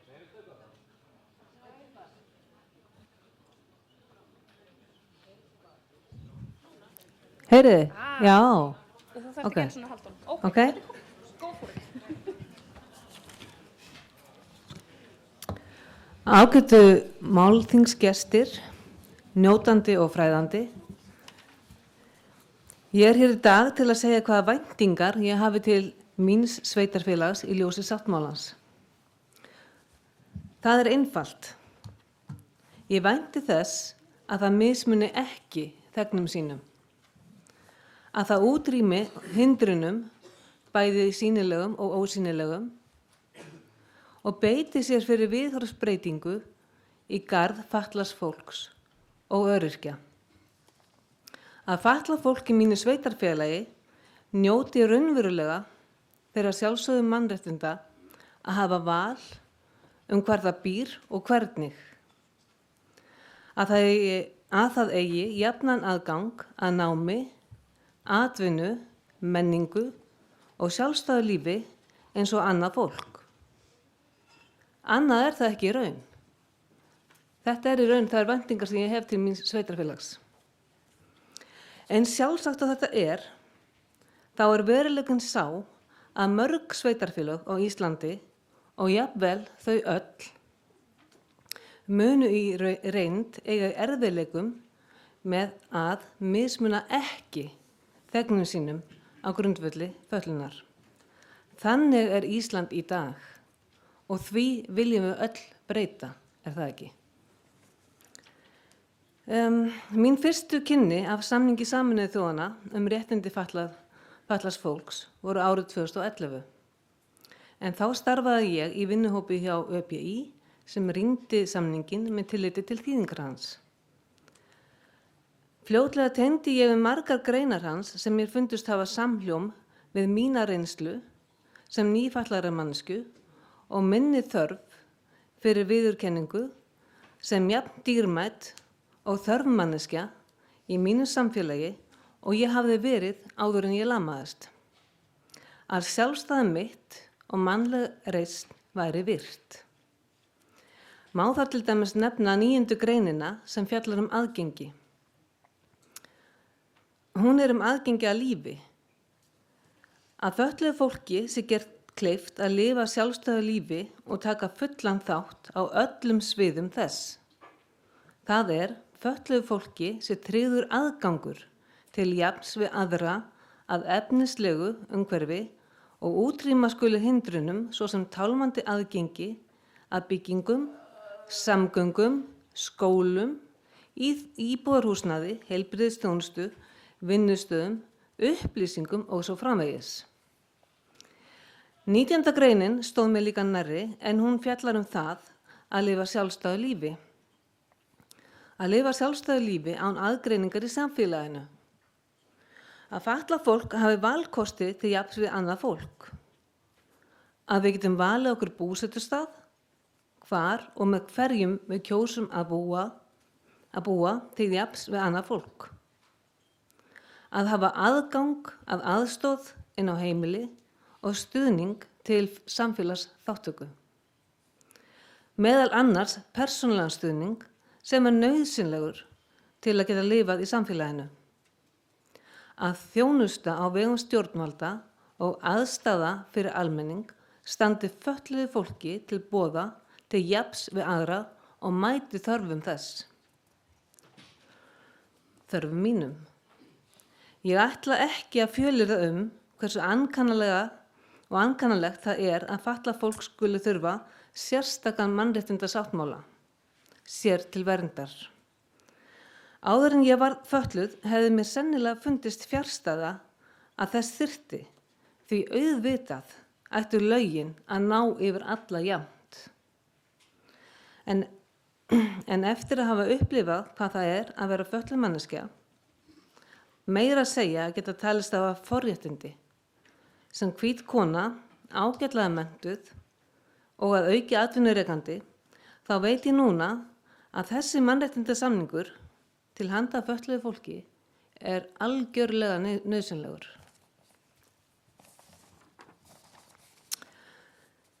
Ég hef þær væntingar til míns sveitarfélags að ég sé virt sem manneskja og á mig sé litið sem mannesku, sem gerir samfélag mitt ríkara, að fötlun mín eða annara manneskja í samfélaginu sé ekki ávísun á útilokun, einangrun og stimplun. Að sveitarstjórnir og ríkisvaldið gerir sér grein fyrir ábyrgð sinni gagnvart þegnum þess og fara á undan með góðu fordæmi, ryðji úr vegi hindrunum. Að fatlað fólk hafi tækifæri til atvinnu og í því tilliti þarf sérstaklega að skoða framboð hlutastarfa. Ég vil að samræming eigi sér stað, að sömu réttindi gildi í öllum sveitarfélögum, að ég sé ekki bundin átthagaböndum þannig ég geti flutt á milli sveitarfélaga á Íslandi án þess að vera hrædd við að missa þjónustu á borð við NPA, notendastýrða persónulega aðstoð. Að ég og annað fatlað fólk hafi raunverulegan rétt til að lifa sjálfstæðu lífi með öllu því vali og veseni sem því fylgir. Ég vænti þess að sveitarfélagið mitt leggi sig fram að mismuna ekki þegnum sínum. Ég vil vera stolt af því og geta kynnt það sem fyrirmyndarsveitarfélag, hvar sem ég kem. Að í minni heimabyggð standi fatlað fólk raunverulega, jafnfætist ófötluðu fólki, hafi sömu tækifæri. Að fötluðu fólki bjóðist raunverulega atvinna og að það hafi aðgangur hlutastörfum, að aðgangur að sundlögum, stofnunum, söfnum og samgöngum sé án hindrana, að fatlað fólki mínu sveitarfélagi þurfi ekki að upplifa sig minni máttar, minna virði, heldur getur verið stolt af því að í forsvari sveitarfélagsins sé fólk sem skilji hlutverk sitt og beiti sér fyrir því að fötluðu fólki sé gert kleift að lifa sjálfstæðu og innihaldsríku lífi og upplifi sig sem mikilvægan hluta af margbreytilegu samfélagi. Margbreytilegu samfélagi þar sem umburðarlyndi og virðing ósýnileg en allt kring. Ég held að þá sé ég allavega búin að segja svona hvaða væntingar ég hafi til míns sveitarfélags og ég rekna með því að mitt fólk á mínum heimaslóðum taki þessi orð gild sem þau hafi gert svona hingað til. Ég get svo sem ekki kvartað yfir því að þau hafi ekki beitt sér fyrir því að aðstoða og breyta og bæta og til dæmis að voru þau í sveitarfélaginu Skagafirði tóku þau inn þetta samstarfsverkefni notendastýrða persónulega aðstoð sem ég vildi óska þess að öll sveitarfélög í landinu hefðu gert á sínum tíma þegar stóðu til boða vegna þess að þetta úrræði svo gríðarlega bara mikils virði fyrir okkur fatlað fólk. Að þessu sögðu ætla ég eiginlega ekki segja meira í bili. Takk fyrir mig.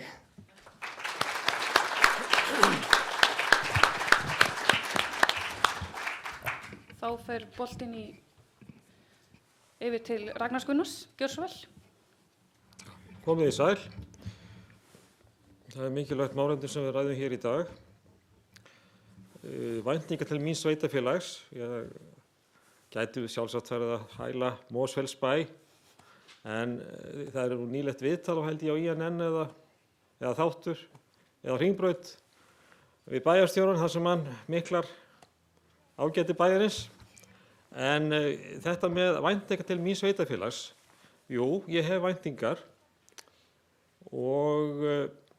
en ég fyrst og fremst Íslendingur. Ég bý í þjóðríki sem heitir Ísland. Það sem búa 330.000 manns rúmlega.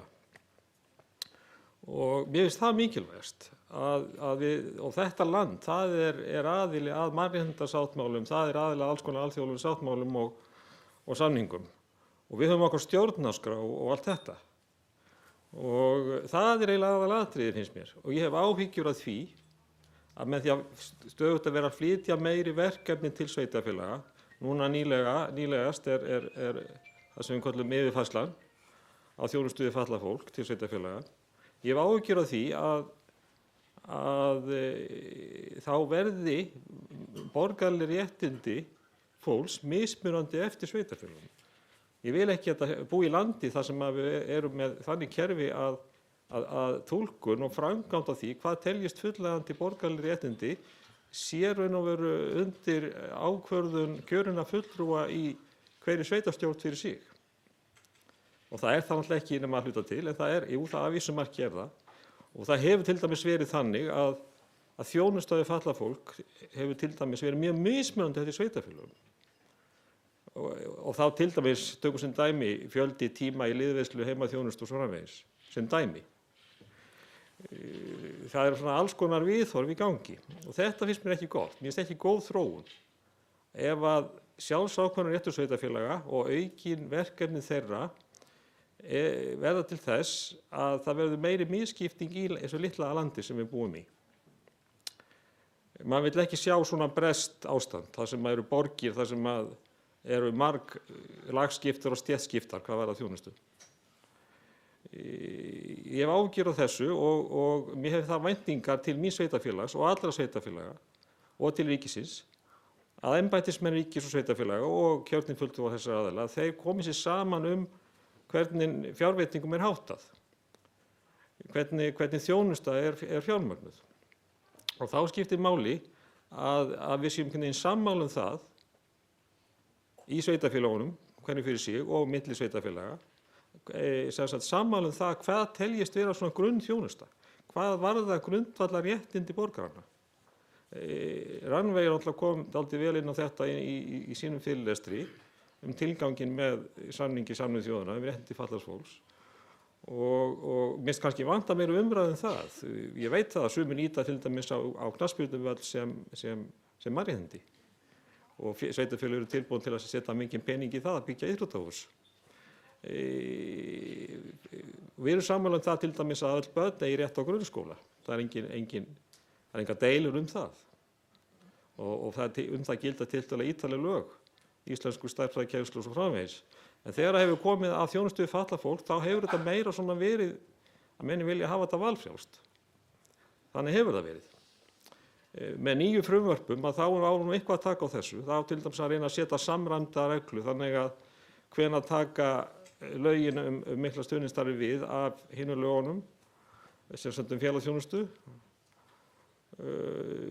Þannig að þetta er mitt svona stóra áhyggjuefni og bara á höfuðborgarsvæðinu er þetta vandamál. Ég vil ekki að sveitarfélögin breytist í einhvers konar borgríki með einhvers konar landamærum. Bara á höfuðborgarsvæðinu er mjög miklu vandkvæðum bundið að flytja milli sveitarfélaga. Það er bara mjög mikil vandi og reglur sveitarfélaga eru mjög mismunandi, stundum finnst manni algjörlega þarflausu. Hvers sveitarfélag hefur verið að setja sína reglur hina ýmsu hluti og alltaf einhverjar variasjónir, eitthvað svona sem að menn telja að ég vera svona ekki hinsegin, stundum algjörlega þarflausu. Auðvitað veit ég það að þetta snýst síðan mjög mikið fjármagnið. Það hefur ekki gengið vel hjá ríki og sveitarfélögum að koma sér saman skiptingu skatttekna og útgjalda. Það hefur gengið mjög illa. Og við sem borgarar, ég nálgast þetta nú mitt innlegg þannig, að ég sem borgari sem greiði mína skatta bæði til ríkis og sveitarfélaga, auðvitað er það einkennilegt fyrir okkur síðan að horfa alltaf á þessar deilur, milli þess að tveggja aðila, þjónustu við okkur borgarana. Þarna verða menn að komast að einhverju niðurstöðu, þetta er ekki hægt. Og hvað var þar þjónustu við fatlað fólk, þá þjónustu sem miðar að því að tryggja mannréttindi og borgaraleg réttindi, búsetufrelsi, ferðafrelsi, frelsi til atvinnu, menntafrelsi, þetta sem að borgarinn hefur almennt, að þegar kemur þessari þjónustu, þá þarf jöfnun kostnaðar að vera mikil. Það þarf að vera hægt að bjóða upp á þjónustu í öllu sveitarfélögum. Ég veit að landfræðilegar aðstæður og fámenni hafa áhrif, en þarf að ganga lengra í því að jafna þjónustuna og samræma reglur, samræma réttindi að miklu meira. Maður vill ekki sjá það að fara í hináttina. Maður vill ekki sjá það að fara sundur. En það fyrir hverja væri það. Maður vill ekki sjá sveitarfélögin geta stýrt í hvar fólk býr með óbeinum hætti, með því að setja einhverjar stjórnsýslulegar hindranir, tæknilegar hindranir.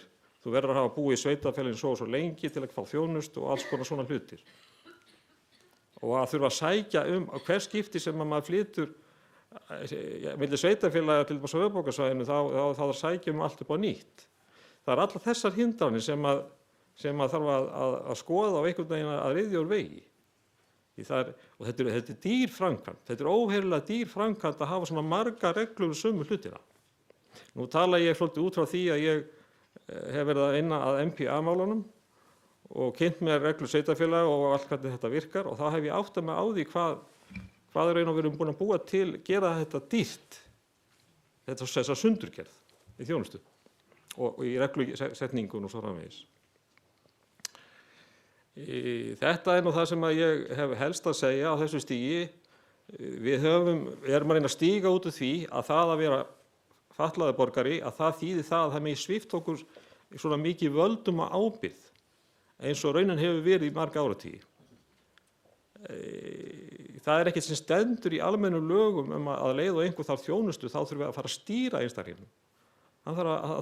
Hvað heimaþjónustan má gera, hvenær hún kemur, hversu oft máttu fara í bað, hversu oft gerur þetta og hitt. Þetta er óþarfa stýring. Við þurfum ekkert að opinbera starfsmenn að stýra þessu hlutum, allavega ekki svona ríkum mæli eins og raun ber vitni. Auðvitað er fatlað fólk mjög fjölbreytilegur hópur með ólíkar þarfir. Við þurfum að fara út úr þessu. Er einhver hérna inni til dæmis sem vil lifa faglegu lífi? Ég ætla að lifa faglegu lífi, það er mitt markmið í lífinu. Það er enginn sem vill það.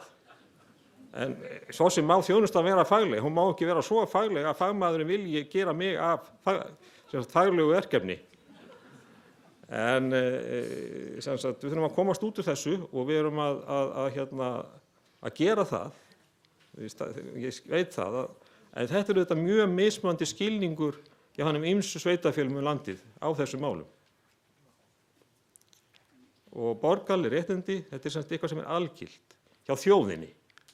Þetta er ekki á ekki að vera ákvörðun sveitarstjórna að stilla því upp. Ég held sé ekkert að teygja lopan. Þuríður Harpa, hún kom inn á mörg prinsippatriði og ég lík málum mínu. Takk fyrir. Takk kærlega fyrir þetta.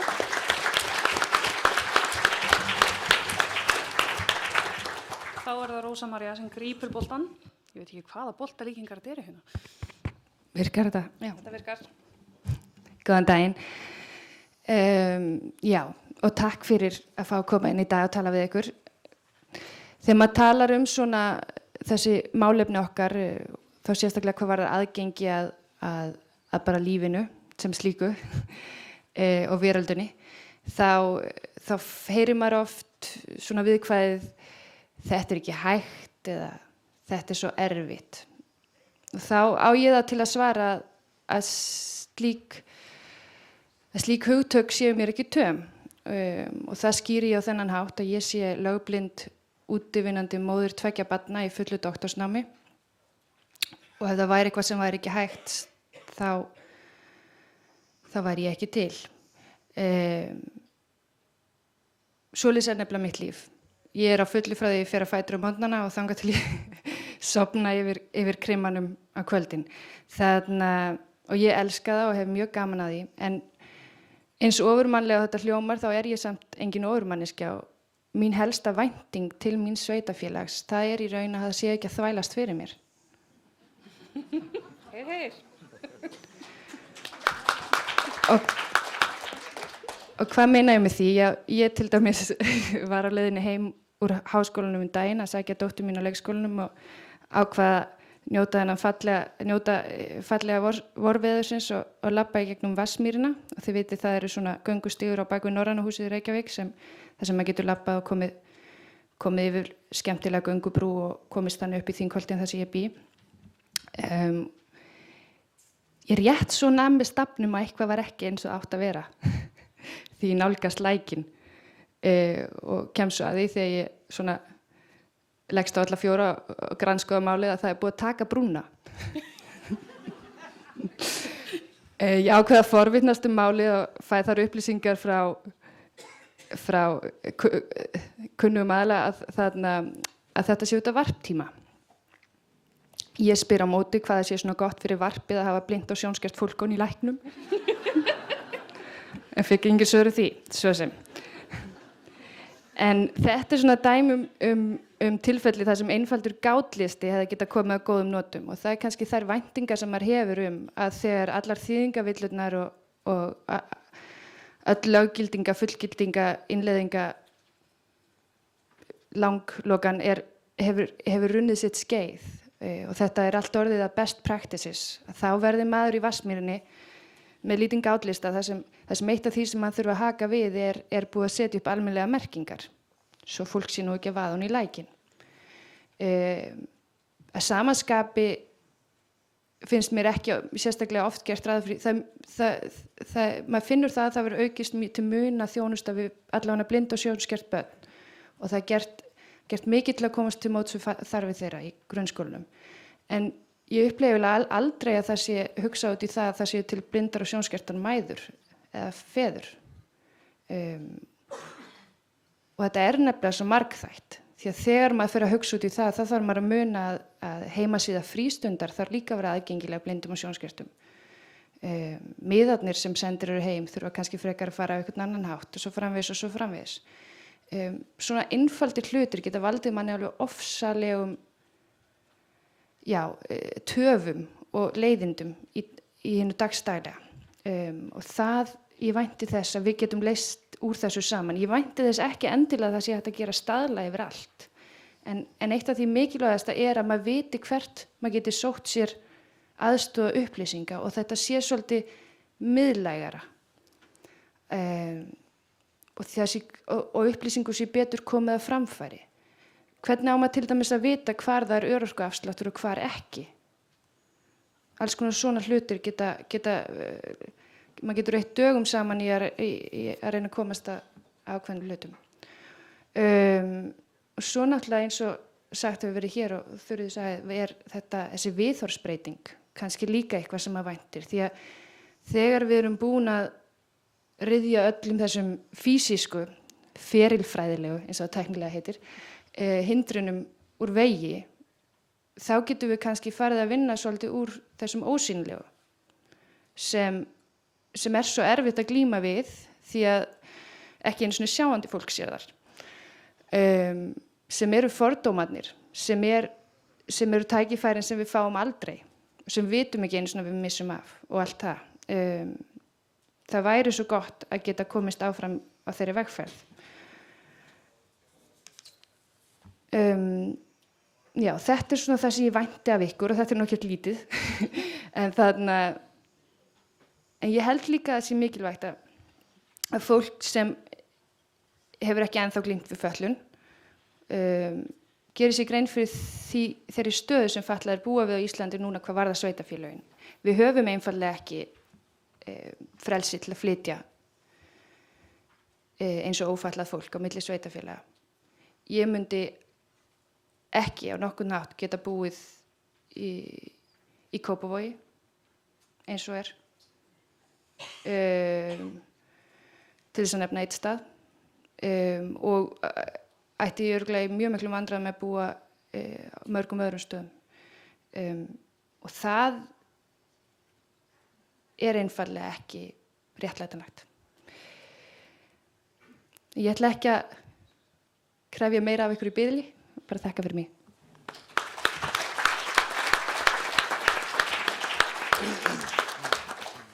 Þá það Áki sem fer í framlínuna svo ég haldi áfram í fótboltalíkingunum. Já, komið í sæl og takk fyrir að bjóða mér hingað og gaman að vera með ykkur.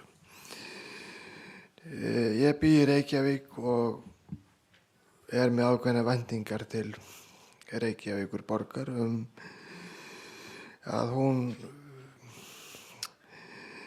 að maður geti fengið heimilisaðstoð og heimilishjálp utan síns vinnutíma. Og það sé ekki bara sagt við mann, já, það alltaf opið hjá okkur frá 8 til 4, svo lokum við. Ég þurfti að hætta með heimilisaðstofuna hjá mér því að ég gat ekki nýtt hana til settum tíma.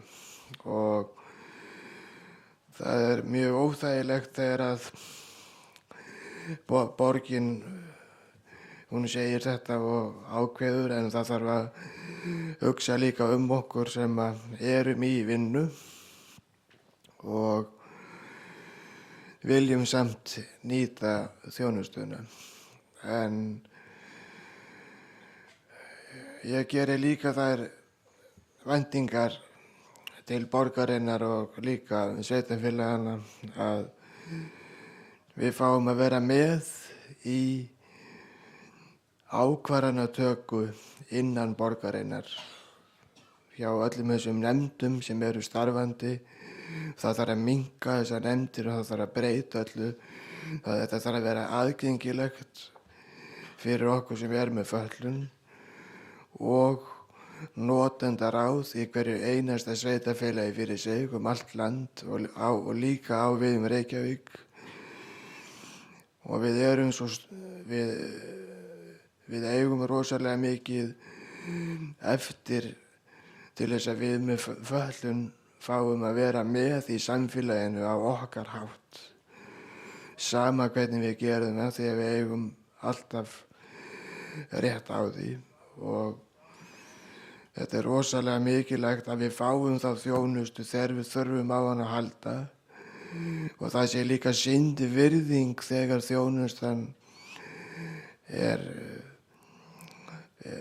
hjá viðkomandi. Ég vil líka segja það að eins og með fjármálaaðstoð. Ég hef fengið fjármálaaðstoð hjá móður minni og gengi vel. En ef henni bæri ekki við, þá þyrfti ég að leita til félagsráðgjafa minns hjá borginni. Það myndi ég ekki geta hugsað mér því að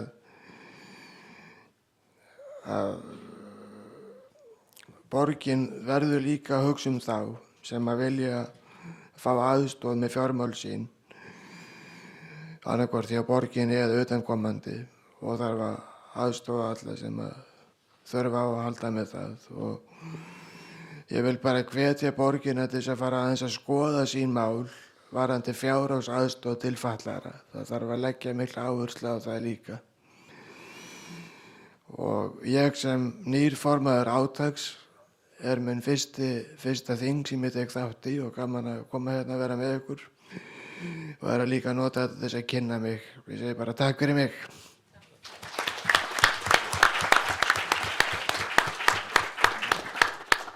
Ég er alveg að verða uppskrópa með fótboltalíkingar því ég er ekkert óslega mikil fótboltamannski en ég get ekki hætt þannig að uppbóta tíminn.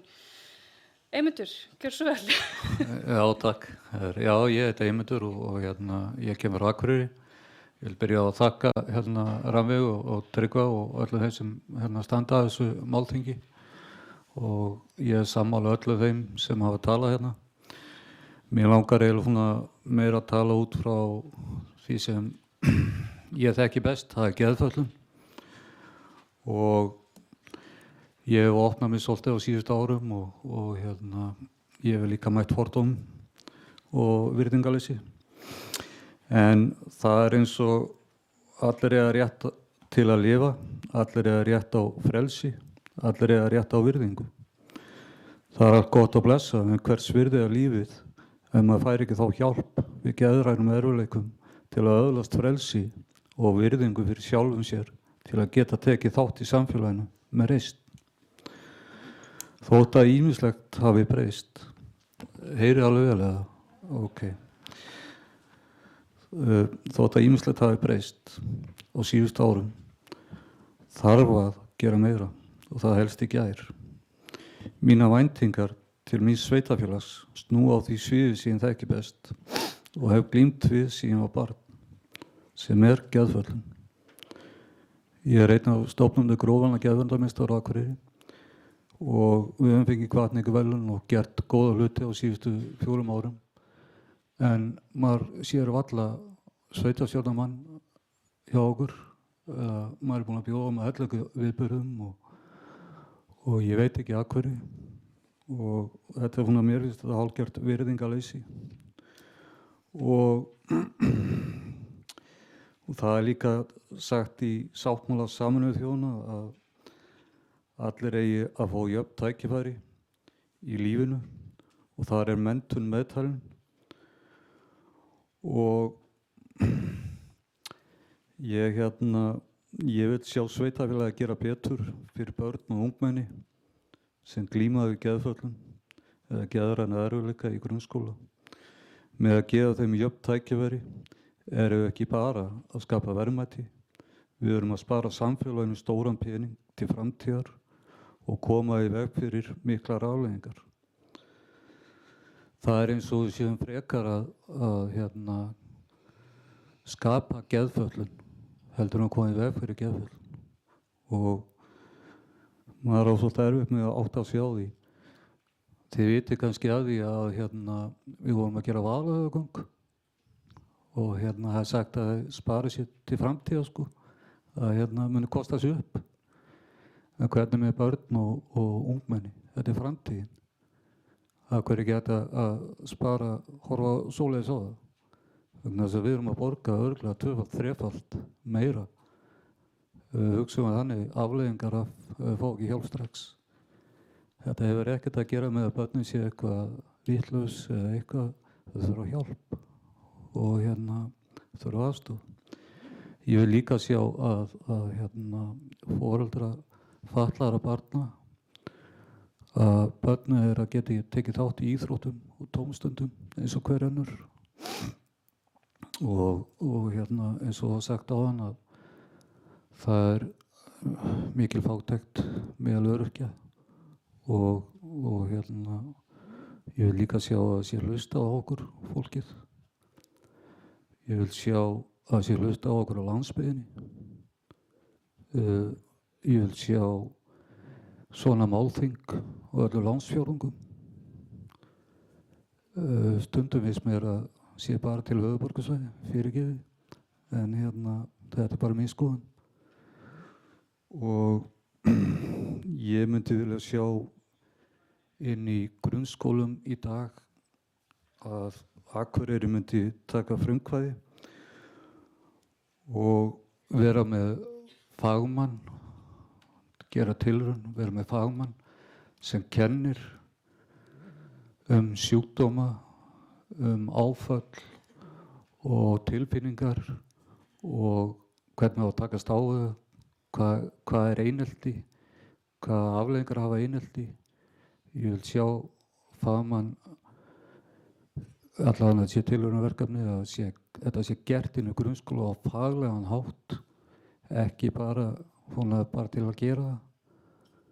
Vegna þess að við getum komið í veg fyrir svo mikið og það er eins og hann sagði hérna áðan að við erum 330 manna þjóðfélag.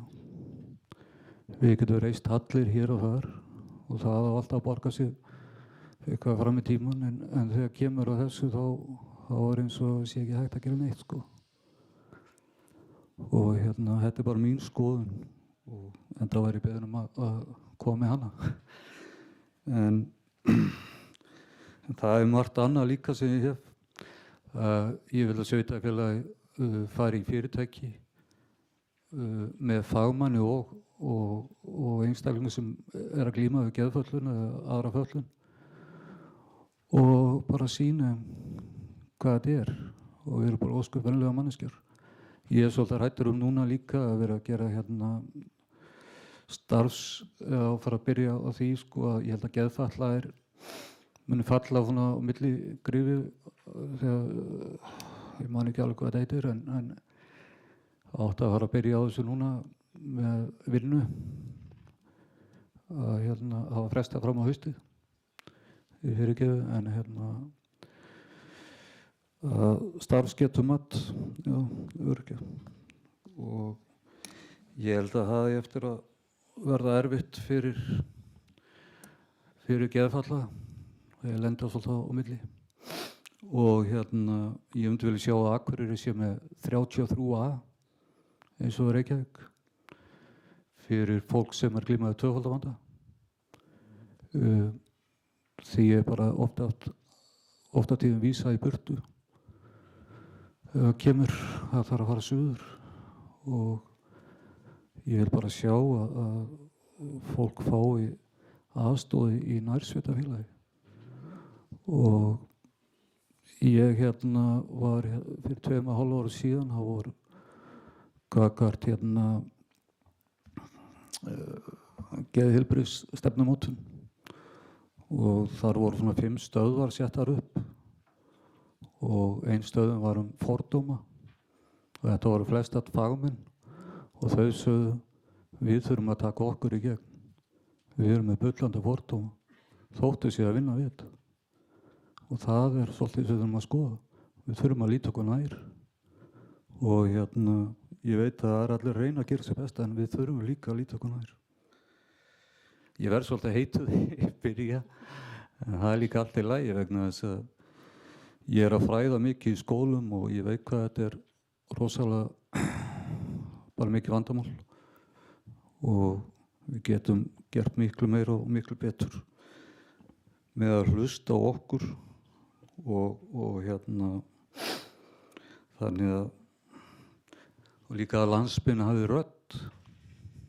Ég held að vandi mikið upp á það og ég held að vonandi með þessu málþingi að við getum sameinast það að landsbyggðin sé saman í þessu og þess vegna er ég bara mjög þakkláttur fyrir þetta tækifæri að fá að koma hingað og ég hefði ekki ímyndað mig fyrir 12 árum síðan að ég ætti eftir að sitja með sjálfsmálshugsanir frá ég 12 ára gamall, 38 ára gamall og þetta snýst lífið. Við viljum öll láta líða vel og með reisn. Og þess vegna segi ég líka þeir sem eru í sveitarstjórn og þeir sem eru að vinna við þetta að þeir hlusti á fólkið.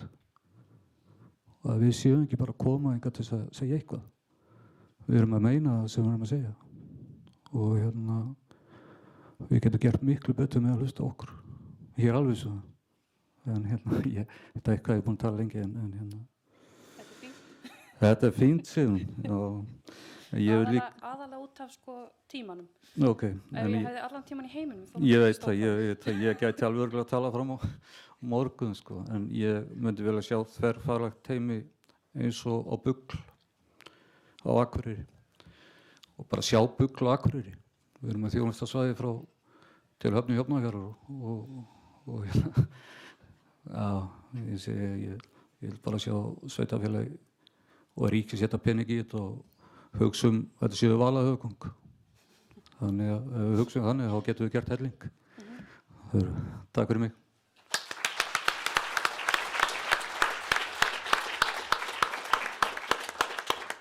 Kærar þakkir öllsumul. Ég held að Eymundur hafi alveg hitt naglan endalega á höfuðið með það að hlustiði á okkur. Ég var búin að punkta henni á mér. Hlustiði, ringiði, svariði póstunum. Mætiði þegar við boðum ykkur, boðið okkur og takiði marka á okkur. Við komum ef þið ringið. Við viljum líka að þið komið ef við ringjum. En það ekki. Þá ætla ég að þakka fyrir og bjóða ykkur að koma tilbaka og við förum í síðasta erindi fyrir kaffihlé.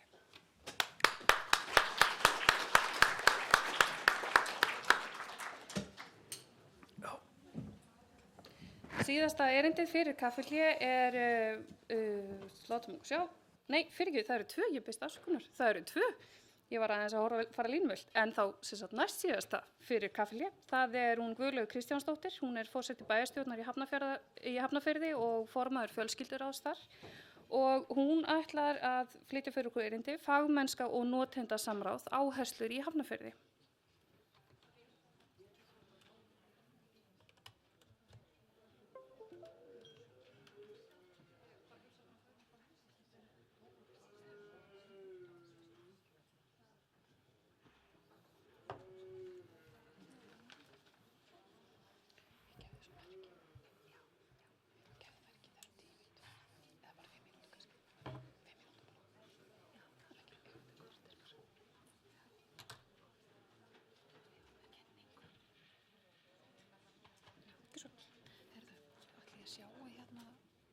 nóturnar mínar.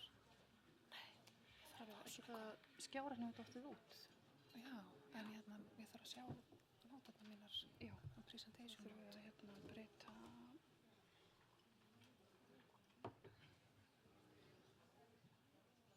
Sjóð. Nei, ég þarf að fara aðeins út úr. Það er spurning stillingun og skjánum, sko. Auðvitað urðu að vera smá tæknilegir örðuleikar. Er það ekki bara partur af prógraminu? Display settings. Nei, nú man ég undir. Það er F. Nei, ég man ekki hvað það er.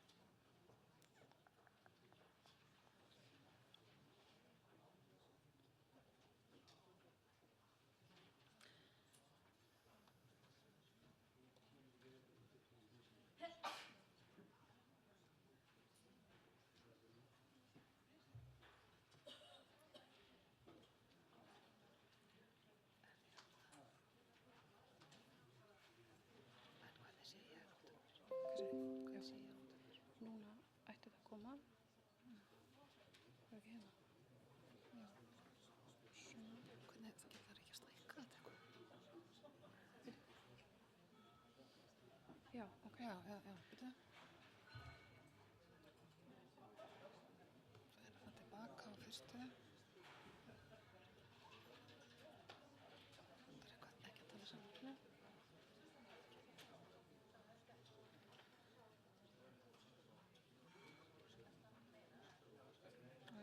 Töluna mína og lesta var þar. Skil ekki hvað það er frosið. Hvað sér þið? Já, og við sjáum bara hvort höldum áfram að grúska þar til annað kemur í ljós.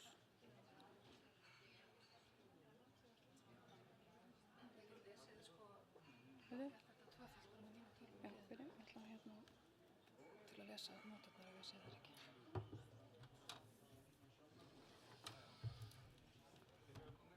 Komið.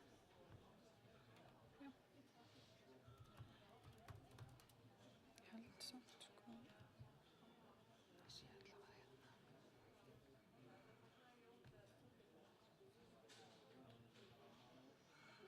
Ok. Þetta er allt að koma.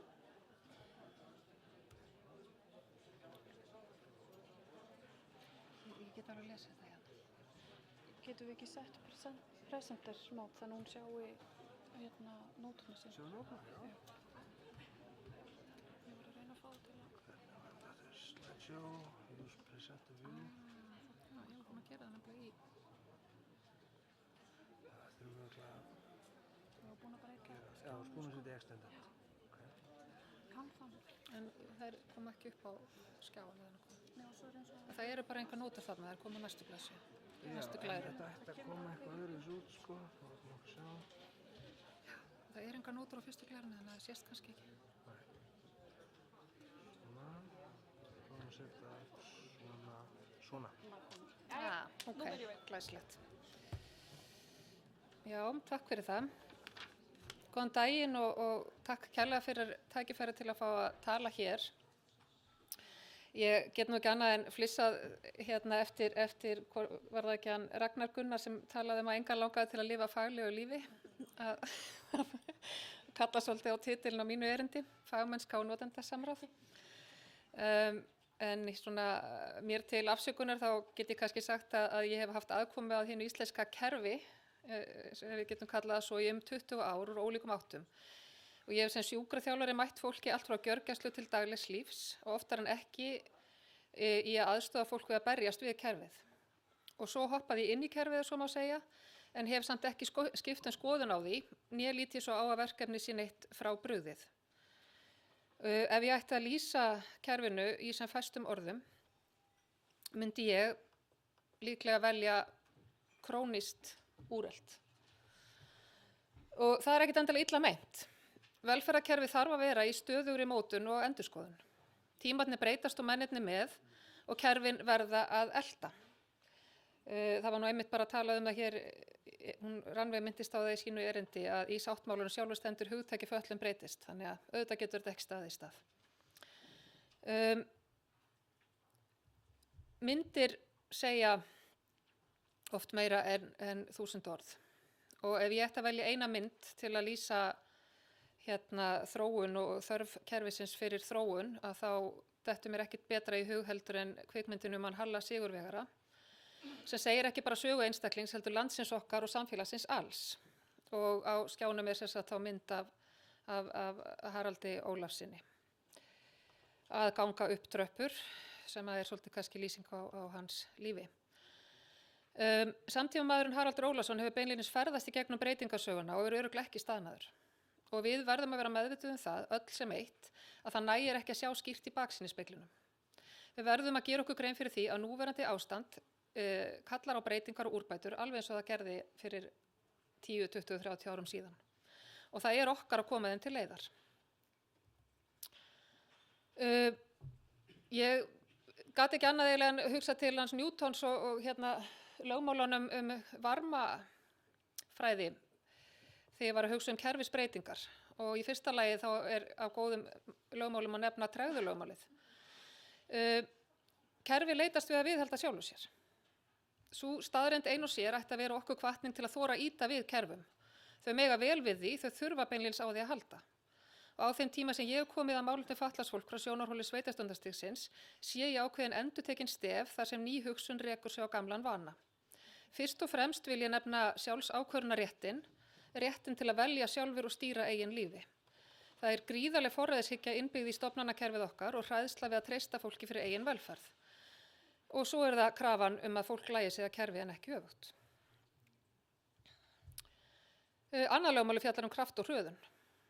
Það á ekkert síður við þessu tilfelli vegna þess að ef við viljum koma málum á skrið þá verður að setja kraft í ferlið. Hraðin er í beinu hlutfalli við kraftin sem við ýtum með. Og hér vil ég gjarnan spyrja okkur sveitarstjórnarfólkið sem á landsmálavettvanginn allan nýtur þessi málaflokkur nægs forgangs. Og ég vil leggja sérstaklega áherslu á hin svokölluðu gráu svæði þar sem einstaklingar lenda á einskismanns landi.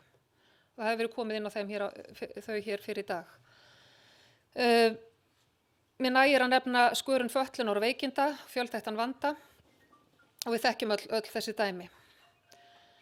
En sérst hraðin er í hlutfalli við það sem við leggjum í kraftin. Og þá skiptir líka meginmáli hvort við erum sammála hvert skal stefnt. Og í þessu tilfelli varðandi innleiðingu á þessum sáttmála þá segir hann einfaldlega hvert við skulum stefna. Þannig að við eigum ekkert að þurfa að takast mikið á það. En þriðja lögmálið, átak og gagnátak, eða gagntak. Það segir okkur og er mjög lýsandi í þessu kerfi að ef maður ýtir fingri á stein þá ýtir steinni jafnfast á móti.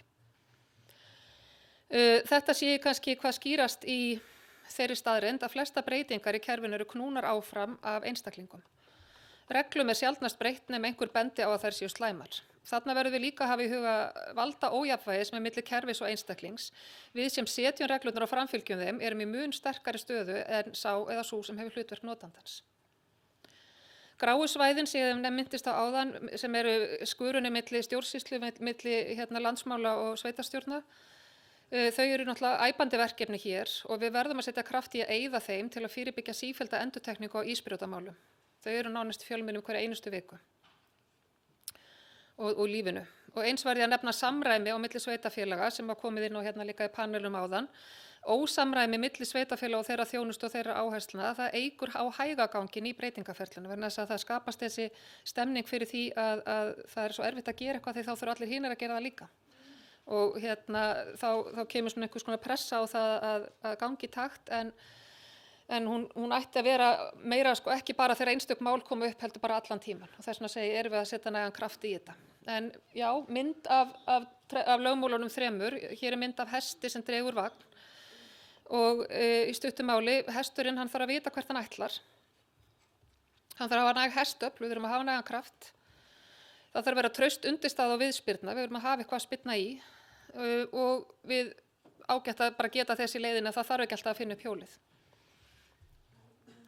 Því að þótt þú gleymir Newton þá gleymir hann ekki þér og nú veit ég ekki, ég held ég get ekki spilað þetta myndband og ég ætla kannski að því bara töfin er orðin nú þegar ekki að reyna það en þetta er myndband sem sýnir mann slá golfkúlu á íslögðu vatni og leið og hann slær kúluna þá slær kúlan hann jafnfast tilbaka.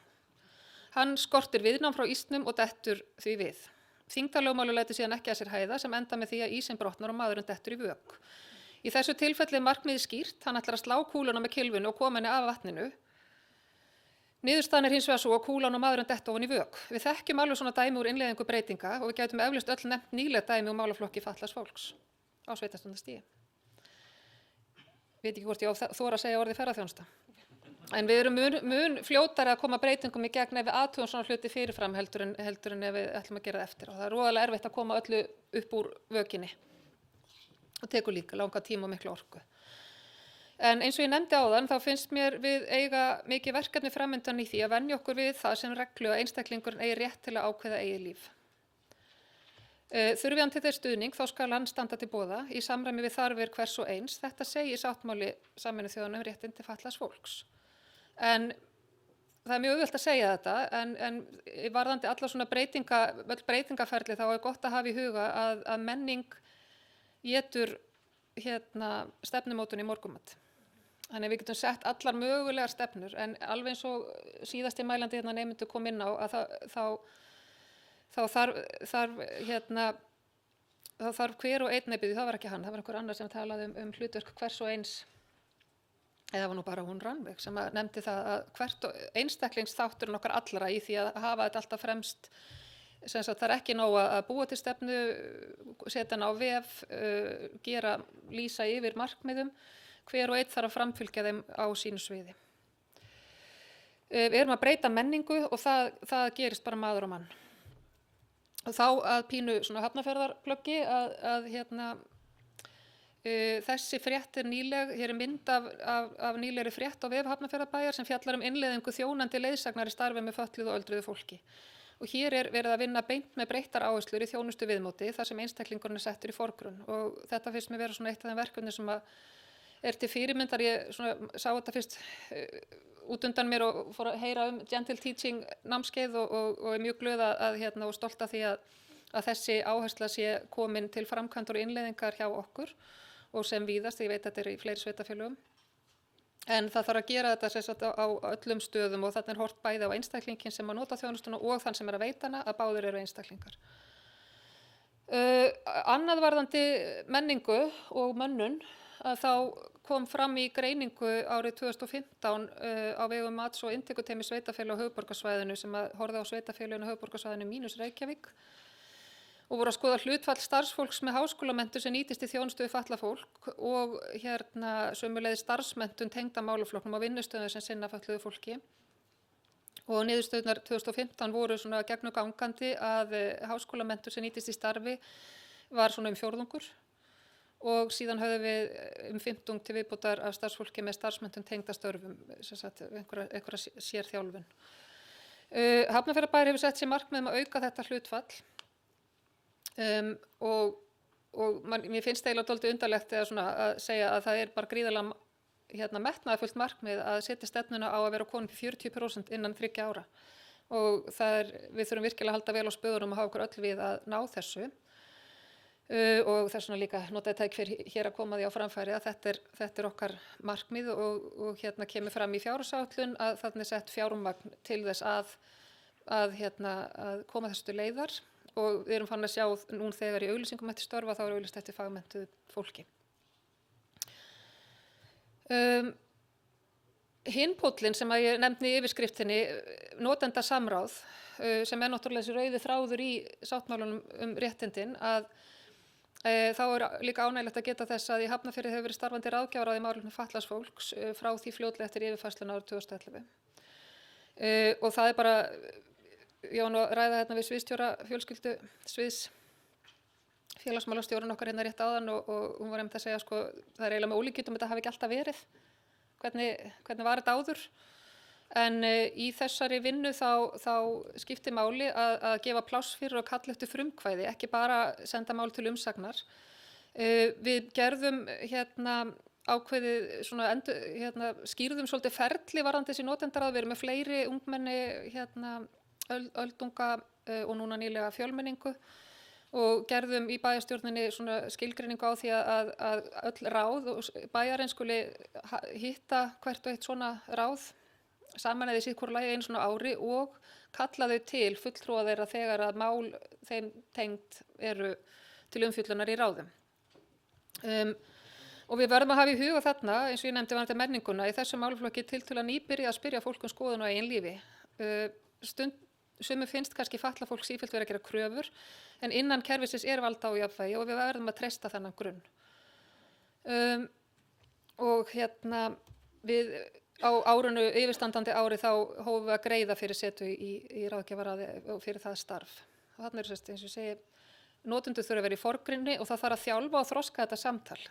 Það valda ójafnvægi, þetta þarf að fara inn í ferla, það þarf að vera gátlisti eins og okkur myndist á áðan og það þarf að byggja upp traust og það þarf að treysta þessi bönd á milli samtalið að það eigi sér stað og virki. Og svona bara til að draga fram myndrænt hvernig samráð virkar, að hér mynd af því þegar ný lyfta í Ásvallalaug í stóra kerið var vígð núna nýlega og það bara mjög gott verkefni þar sem að samráð var öflugt, það tók óþarflega langan tíma.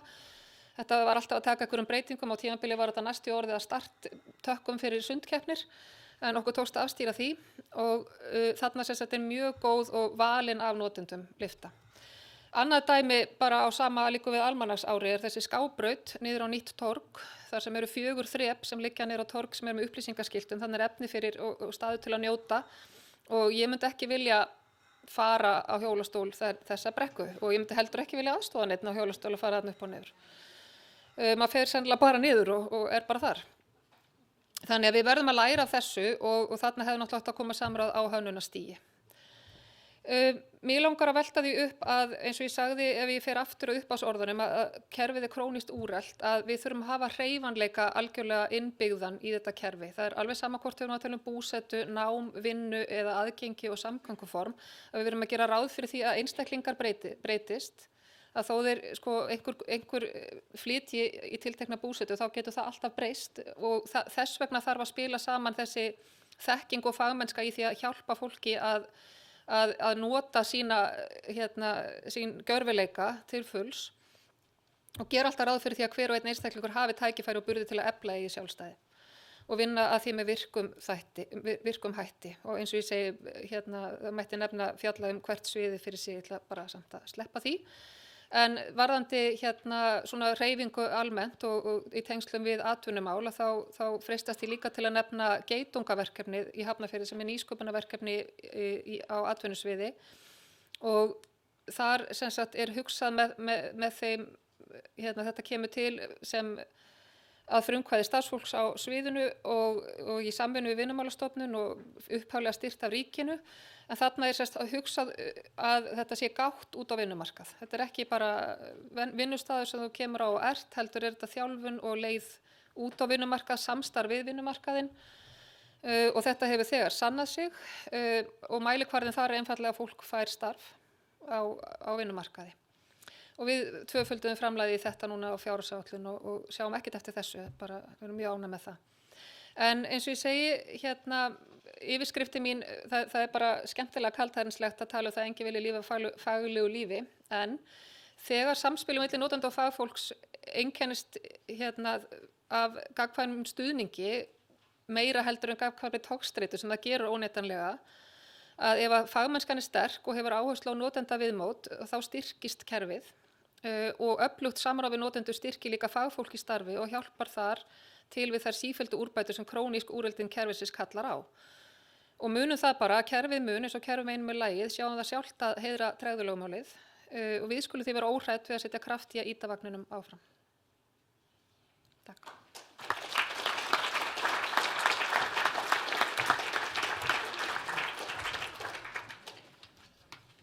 Takk fyrir þetta. Þá komið að síðasta erindi fyrir kaffi. Sjá. Og það hann Gunnar M. Sandholt sem ætlar að flytja þar. Hann félagsmálastjóri sveitarfélagsins Skagafjarðar. Ég veit ekki hvort hann hefur verið samferðað þeirri í Hörpu suður. En hann ætlar að tala um áskoranir í félagsþjónustu sveitarfélaga. Þær eru hér. Svo gerum við svona, þá færður þetta örugglega svona fancy. Já, meðan fundarstjóri fyrir glærurnar mínar og kemur þeim í slideshow, já þetta komið, þá ætlaði ég veit eitt skagfirðing sem að gjarnan vildi lifa faglegu lífi og orti það fræga vísu sem svona: þótt ég drekki daglega og drekki stundum mikið, drekki og fremur faglega og fer ekki við strikið. En það rétt að samningurinn eða sáttmálinn réttindi fatlaðs fólks flókinn og þess vegna vil ég þakka Öryrkjabandalaginu fyrir þessa skýru framsetningu á sáttmálunum sem að finna á heimasíðu bandalagsins. Að vísu munu vera á myndinni upplýsingar sem eru úreltar, en letri væntanlega svo smátt að þið getið ekki lesið þær. En þessi uppsetning, hún sýnir að sáttmálinn greinilega í laginu eins og Ísland, en hann minnir svona gamlan kerfiskall og dreifbýlinu, óneitanlega á heyverkunartæki sem heitir heiðþyrla og að þeirri gerð sem skagfiskibændur kalla tætara. Heiðþyrlan þyrlar upp safaríkum stráum til þerris þannig að þau dugi til næringar fyrir okkur sauðina langt inn í veturinn. Nú hverjar eru áskoranir félagsþjónustu í sveitarfélagana sem felast í þessum sáttmála? Stutta útgáfan af því svari þetta að hlusta. Við þurfum að efla vitund okkar og samfæringu fyrir því að einstaklingu sem þarf aðstoð eða þjónustu eða hvað sem við köllum það, á rétt á virðingu, sjálfsforræði og sjálfsstjórn. Ég ætla á þessum stutta tíma, ég ætla að reyna að lesa svolítið hratt, sem útmældur að þyrlu fáeinum atriðum sem augljóslegur áskoranir fyrir félagsþjónustu sveitarfélagana. En fyrst langar mig til að tæpa á því að sveitarfélag á Íslandi eru mjög skrítin skepna og eru ekki öll eins. Sveitarfélagin í landinu eru 70, þó að íbúafjöldi landsins 330-40.000 sé valla á við þorp í nágrannalöndunum. Ef við tökum höfuðborgarsvæðið og Akureyri út, þá býr tæplega þriðjungur íbúana í 67 sveitarfélögum. Sem betur fer eru þó félagsþjónustunar heldur færri, því sveitarfélög hafa tekið sig saman að reka félagsþjónustur, þær eru rúmlega 30 síðast því teldi. Þegar ég var ungur og fekk að nema skipulagsfræði í Norrænum háskóla hríð, þá var Ísland tekið sem dæmi svokallað námdarlýðræði á ystu mörkum. Og enn stendur á heimasíðu sambands sveitarfélaga: tilvist sveitarfélagana á Íslandi má rekja til þeirra lýðræðislegu hefða sem landnámsmenn þekktu. Þetta er sennilega skrifað útrásatímanum. Úr norrænni menningu fyrri heimkynna. En þar stendur líka þessi gullfallega setning: Upphaflegt hlutverk sveitarfélaganna mótaðist á grundvelli samhjálpar. Með lýðræði og samhjálp eða samkennd í huga nokkuð ljóst að sáttmálin felur í sér augljósar áskoranir fyrir sveitarfélögin. Þar hafa fámennu sveitarfélögin að sumu leyti vist forskot á þau stærri. Albert Eymundsson, þá sveitarstjóri á Höfn í Hornafirði, orðaði það svo á málþingi fyrir margt löngu að í fámennu sveitarfélagi vildi auðvitað enginn að nágrannanum liði illa, sé settur út fyrir eða meinu þáttaka. Upphaflega voru hlutverk hreppanna aðeins 2 samkvæmt lögum, fátækraframfærsla og fjallskil. Það er hvernig standa skildi að göngum að hausti ef það eru hér Reykvíkingar sem ekki vita hvað fjallskil eru. Hitt svo annað mál að framfærslusagar hreppanna sýnir að snemma fóru mál að snúast við það hvernig þeir sem sterkar stóðu gætu varist hinu veikari. Það er ljótur arfur félagsþjónustunnar sem varast ber en lifir því miður stundum of góðu lífi. Réttindabarátta fatlaðs fólks og annarra notenda félagsþjónustu hefur gjörbreytt þeim kröfum sem við þurfum að gera til okkar. Stutta útgáfan er breyting frá því að vinna með fólk til þess að vinna með fólki. Réttindabaráttunum má kalla 4. bylgjuna í þróun félagsþjónustunar frá fátækraframfærslu til okkar tíma. Fyrsta bylgjan kom í lok 19. aldar fyrir tilstilli fólks eins og Ólafíu Jóhannesdóttur sem fyrst manna fór að tala gildi eins og jafnstöðu, manngildi. Hún hafnar stýringu á fólki í krafti valds. Sú bylgja var borin fram af líknarfélögum. Önnur bylgjan gerðist með vaxandi almannatryggingum sem knúna voru fram af verkalýðshreyfingunni. Þriðja bylgjan með fagvæðingunni kringum 1970 og síðar en var borin upp af vaxandi fjölda sérfræðing og fagfólks. Fjórða bylgjan kom svo með tilkomu nýju kvennarhreyfingarinnar meðal annars og vaxandi afli samtaka notendahópa, félags- og heilbrigðisþjónustu eftir 1980 og fram til dagsins í dag.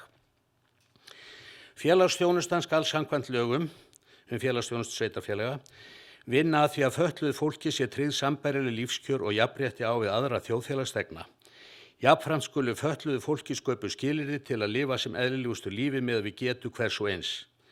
Þar segir líka fatlað fólk á rétt á almennri þjónustu og aðstoð samkvæmt lögum og skal því veitt þjónusta með almennum úrræðum eftir því sem unnt er og við á. Sem eru svolítið dæmigerðar setningar úr félagsþjónustulögunum eftir því sem unnt er og við á. Ef við lítum á þessar 6 ása heiðþyrlunar sem er þarna upp á vegg, þá snerta þeir allir auðvitað félagsþjónustuna með einhverju eða miklu leyti. Jafnrétti, virkni, sjálfstætt líf, fjölskyldan, félagsleg vernd og samfélag. Ég ætla að taka örfá atriði út úr. Félagsleg ráðgjöf er og á að vera hryggjarstykkið í félagsþjónustu sveitarfélagana. Hún er talin upp fyrst á undan öðrum úrræðum. Ráðgjafarþættinum fylgir mat á þörf en mesta áskorunin frá sáttmálanum og réttindabaráttu fallara og annara felst í því að komast frá sérgreiningu úrræða fyrir afmarkaða hópa og til almennar þjónustu sem byggir á þörf, ekki á greiningum alþjóða meinaskarárinnar. Helstu úrræði félagsþjónustunar að undangenginni ráðgjöf sem ég vil tæpa á hér og nú eru félagsleg heimaþjónusta, málefni barna og ungmenna, þar með talin barnavernd og húsnæðismál. Í lögunum félagsþjónustu er aukið tilgreint tvenns konar úrræði sérstaklega með fatlað fólki í huga, það er akstursþjónusta og félagsleg liðveisla. Auk þess fara flestar félagsþjónustur í landinu og allar þær stærstu með málefni fatlaðs fólks sem svo eru kölluð. En það er, mér finnst reynda svolítið sérkennileg teiti á þessu lögum, það er annað mál, en það er hins sértæka þjónusta sem svæðisskrifstofurnar fóru áður með. Húsnæðismálum fyrst og jafn réttur til að velja sér búsetu og búsetuform, dreifbýli, þéttbýli og einbýli. Og nú langar mig til að fletta, ég ætla ekki að gera það alveg strax. Mikill meirihluti fatlaðs fólks á ekki og mun ekki á næstum árum eiga þess kost að eignast eigið húsnæði. Það á því mikið undir góðu framboði af félagslegu leiguhúsnæði. Reglur flestra, ef ekki allra sveitarfélaganna húsnæðismál þar sem krafist er búsetu í 2 eða 3 ár og jafnvel lengri tíma áður en unnt sé að veita húsnæðisúrlausn minna óþægilega mikið á gömlu sveitfestisúrræði hreppanna þegar litið er á þarfir fallara. Í Noregi eða var að minnsta kosti áður, ákvæði í lögum að ekki mætti neita eða synja fólki aðstoð sem takmarkaði verulega rétt sveitarfélagana til að synja fólki úrræði nema á málefnalegum grunni. Hér er ein áskorunin komin í sáttmálanum. Heimaþjónustan mun á komandi árum standa frammi fyrir verulegum áskorunum bæði vegna samnings Sameinuðu þjóðanna og líka vegna þeirra kröfu að aldraðir geti sem lengst búið á eigin heimili. Heimaþjónusta víða um land hefur verið mjög takmörkuð við þrif og ræstingu 2 sinnum í mánuði. Ein áskorun félagsþjónustunnar er sú tvískipting þjónustunar sem hefur verið og er á milli getuskerðinga sem leiða af fötlun og þeirra sem leiðir af öldrun undir lok æviskeiðsins.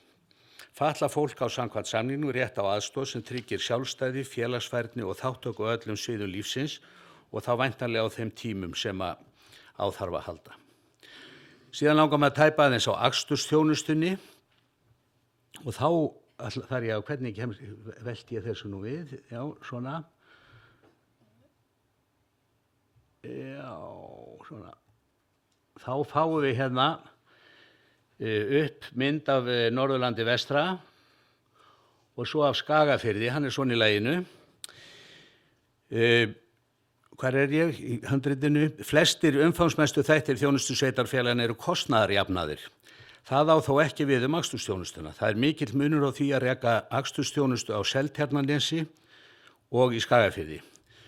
Og þá ætla ég að fá að sýna ykkur hérna. Hér er partur á Skagafirði ef þið sáu þennan, þið sem sjón hafið og nógu skarpa sáu þennan blett falla þarna inn í Skagafjarðarbotninn miðjan. Þetta er Hegranesið og hann er nákvæmlega jafn stór og Seltjarnarnes.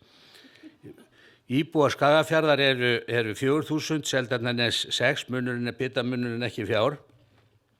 En það segir sig sjálft að það er mikill munur á að sinna akstursþjónustu þar sem að kílómetrar milli staða eru taldir í hundruðum kílómetra en í Hegranesinu skulum við segja, að þá þeir ekki nema bara nokkrir kílómetrar að fá henni tugir. Og það er ljóst að einstaklingur sem þarf akstursþjónustu sem velur sér búsetu í Fljótum út á Skaga eða sunnarlega í Lýtingsstaðarhreppi getur tæplega fengið þá þjónustu sem hann þarf. Þetta getur því verið spurningum val milli tegunda af lífsgæðum. Nú mig langar til að tæpa aðeins á barna- og fjölskylduverndinni. Sáttmálinn leggur réttilega áherslu á rétt fatlaðs fólks til fjölskyldulífs, þar með taldar barneignir og einnig á rétt fatlaðra barna, sama rétt fatlaðra barna og annarra barna. Sáttmáli Sameinuðu þjóðanna leggur áherslu á réttindi barna til verndar og að hagsmunir þeirra séu ávallt hafðir í fyrirrúmi. Hér eru vissulega flóknar áskoranir fyrir félagsþjónustu og notendur hennar og mikið samtalsefni sem þarf að kryfja með opnum huga og ég mun ekki gera hér og nú, en eðlismunurinn á lögum sem byggja á þessum sáttmálum er talsverður. Loks vil ég nefna menntunina, þó hún sé nú ekki á sviði félagsþjónustunnar, þá hefur rétturinn til menntunar, hún hefur áhrif á félagsþjónustan líka. Grunnskólar eru í öllum sveitarfélögunum, þótt víða í dreifbílunni getur verið langa veg að fara. Þar er þó kostnaðarjafna með skólaakstri. Skóli án aðgreiningar er auðvitað ekki verkefni okkar en hefur verið nokkuð umdeilt fyrirbæri hér á landi síðustu ár. Ég má samt til með að nefna að skóli með aðgreiningu á tæplega rétt á sér í dreifbílinu og er alls ekki á dagskrá. Heimavistir grunnskólanema eru sem betur fyrir löngu aflagðar. Framhaldsskólanemar eiga hins vegar víða lengra að sækja og er sú staðreynd auðvitað talsverður höfuðverkur fyrir félagsþjónustu ekki síður en skólaþjónustuna. Nú tími leyfir ekki að fleiri stráin sé þyrlað upp. Ég ætla að enda hér á fallegri mynd af Drangey. Hún er hérna einhvers staðar. Nei, fór ég út fyrir hana? Jú, það geti verið. Svona. Nei, svona. Þarna kom hún. Drangey getur verið táknmynd annars vegar útskúfun eða vera settu til hliðar. Þetta er kettlingin hérna næst okkur og svona viljum við náttúrulega ekki hafa þetta en við skulum líka vona að þetta verði ekki táknmyndu samfélag sem að rís úr hafi og blómstrar og félagsþjónustan verði skilin eftir ein út á eigin hafi og brotni niður eins og kallinn gerði hinum með vegina. Við í félagsþjónustunni ættum að horfast í augu við áskoranir sem samningi Sameinuðu þjóðanna fylgja. Við megum ekki nálgast viðfangsefni með það í huga að allir eigi rétt til að hafa það jafn skítt. Takk fyrir.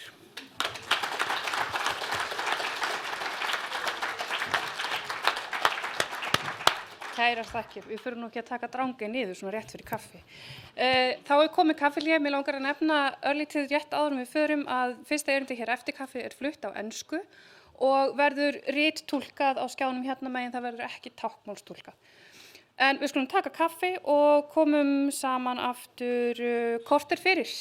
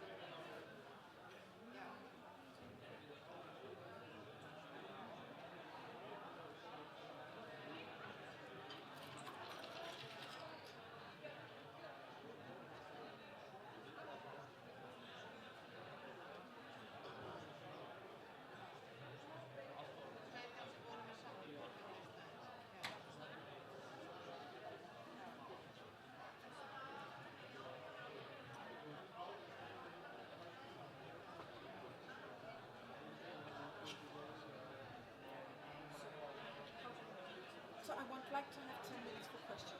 Okay.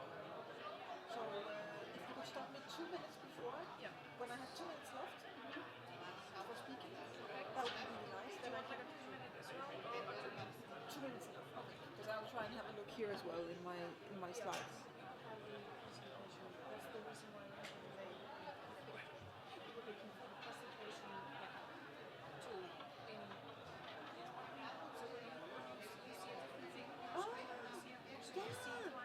Yes.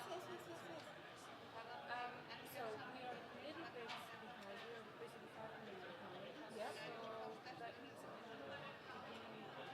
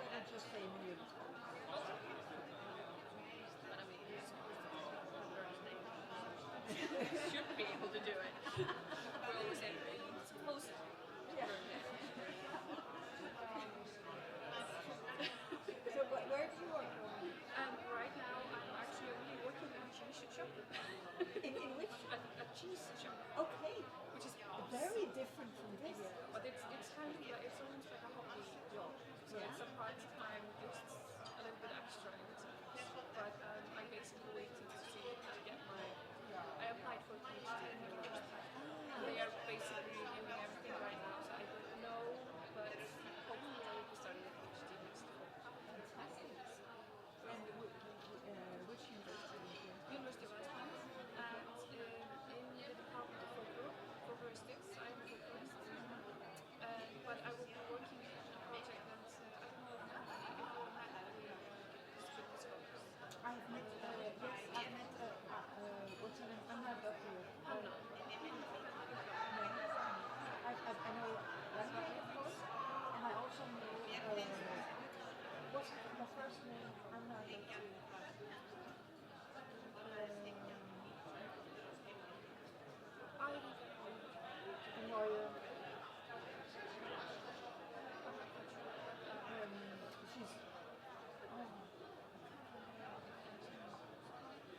I don't remember if she's at the University of Reykjavik or the University of Iceland.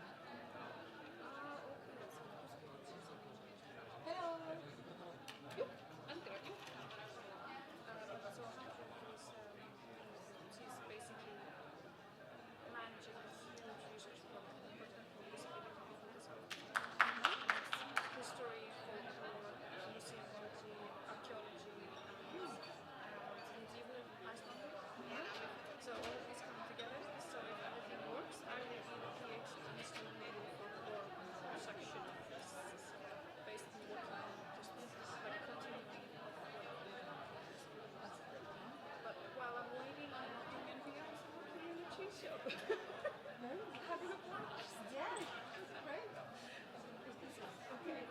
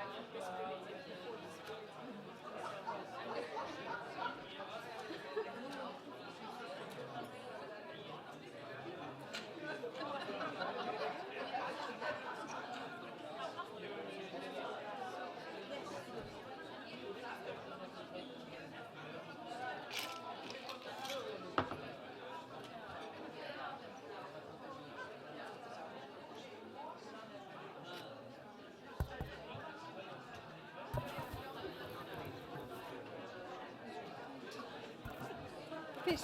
Yeah.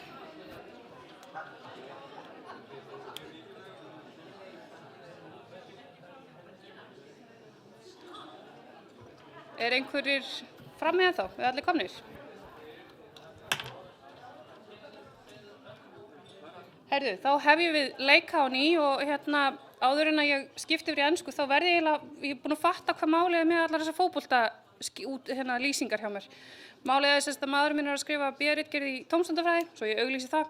Það sem hann er í rauninni að skoða aðgengi fatlaðra áhangenda í fótbolta að áhangendasvæðum og völlum. Verulega spennandi, þannig að þetta er svona það sem er verið að ræða á heimilinu mínu. Þannig að það gæti verið ástæðan fyrir fótboltaskýringunum öllu saman. Viltu segja eitthvað við þessu? Nei, ok. Þá hefjum við á ný og we will switch over to English now. So I would like to say thank you very much for coming, Maria. Maria Lisberg is the department director in the Danish Institute for Human Rights, and she is here in Iceland specifically to talk to us today. And she is going to talk about how, where was it? There it is. How can the local municipalities work with the CRPD in practice, inclusion and reasonable accommodation? And she's going to introduce herself a little bit extra. So thank you very much for being here today. Thank you.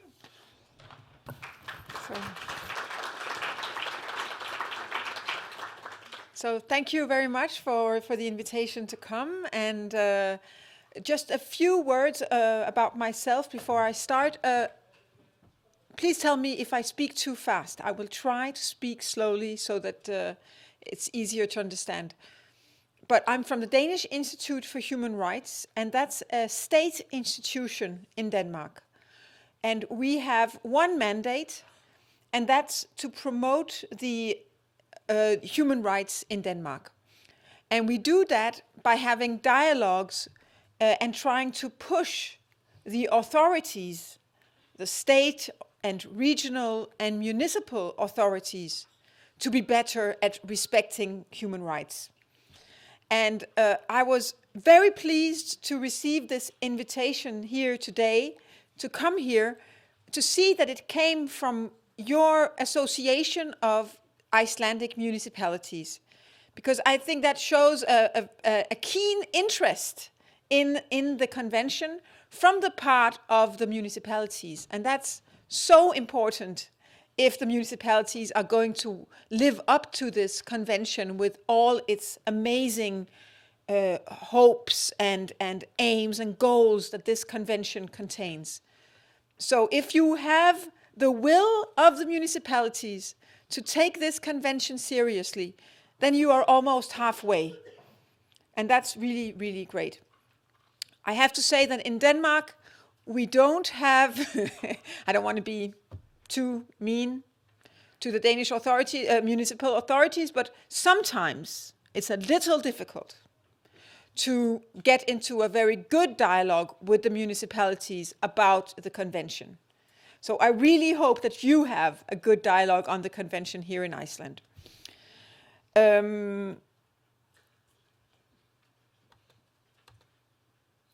So I know you've already talked a lot about the convention today, so I'm not going to I hope I won't be repeating too much what others have said, but I just want to touch on 3 topics relatively briefly, of course, because the time is short. And I will leave 10 minutes for questions, because I really hope we can have a small exchange at least while today. So first of all, I want to talk about rule of law, the importance that the municipalities respect the words of the laws, the rights of people with disabilities that are given to them in Icelandic law. And then I want to talk a little bit about the huge challenge of inclusion, of making Iceland and everything that's governed by the municipalities, making that inclusive towards persons with disabilities. And in the end, I want to say something about how important it is that you measure how it's going, that you measure what is the situation right now for persons with disabilities, and where are our main challenges, and are we making any progress? So, one of the biggest challenges, if you ask Danish disability organizations, one of the biggest challenges that they experience is a feeling that the services and support that they need and that they have a right to get according to Danish legislation is not really given to them. So we have a lot of people who experience that something they should be getting to help them live with their disability is not given to them. And this, of course, is a very, very a problem that affects people with very serious disabilities, has great impact on their lives and their possibilities to live a life included in Danish society. So it's also a problem that's very difficult to solve easily. It's something that takes a lot of resources to make good decisions, to ensure high quality in the decision making under the Danish service legislation. And of course, I'm sure that you also experience the same kind of challenges here in Iceland. We have a lot of decisions that are being overturned by in the complaint mechanism system we have in Denmark. The Ankestyrelsen in Denmark reviews decisions by the municipalities, and many decisions are wrong of the decisions that come to the Ankestyrelse. So what is really key, and that leads to also a lack of trust in the municipalities from the disability organizations and persons with disabilities. And I think it's a very big topic, it's very complex, but I think that one thing that is very important to solve this problem, of course, is dialogue with the people that you are making decisions about. That it's very, very important to have a dialogue throughout the decision-making process and to explain the decisions. I think this is doubly important because on the one hand, it reduces the risk that the municipality makes a wrong decision, because if the person making the decision understands the situation of the person asking for a kind of service, then he is more likely to make a correct decision. But also on the other end, a person with disability who receives a no is also more likely to understand that decision if there has been a dialogue with the municipality. So dialogue is key in these kinds of individual cases. The next topic I want to talk about is the topic of inclusion. And I have picked this very impressive man in my slide, the picture of a sumo fighter, very, very big sumo fighter, to illustrate the enormity of the task at hand for the municipalities to ensure inclusion of persons with disabilities. And I just want to mention a few of these challenges, and I'm sure they have been talked about a lot already today.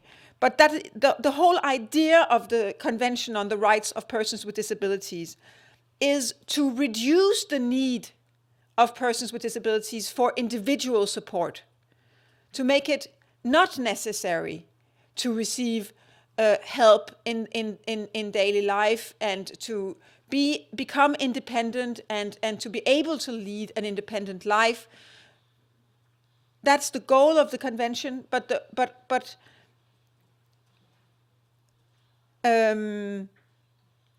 what was I going to say? Yeah, that's the whole idea of the convention. So maybe it's a bit strange that I start out by talking about rule of law and access to support, but the reason I do that is because even though the goal of the convention is to achieve this kind of nirvana where people don't need, the need for individual support is as little as possible, we all know that we are not. There will always be a need for individual support.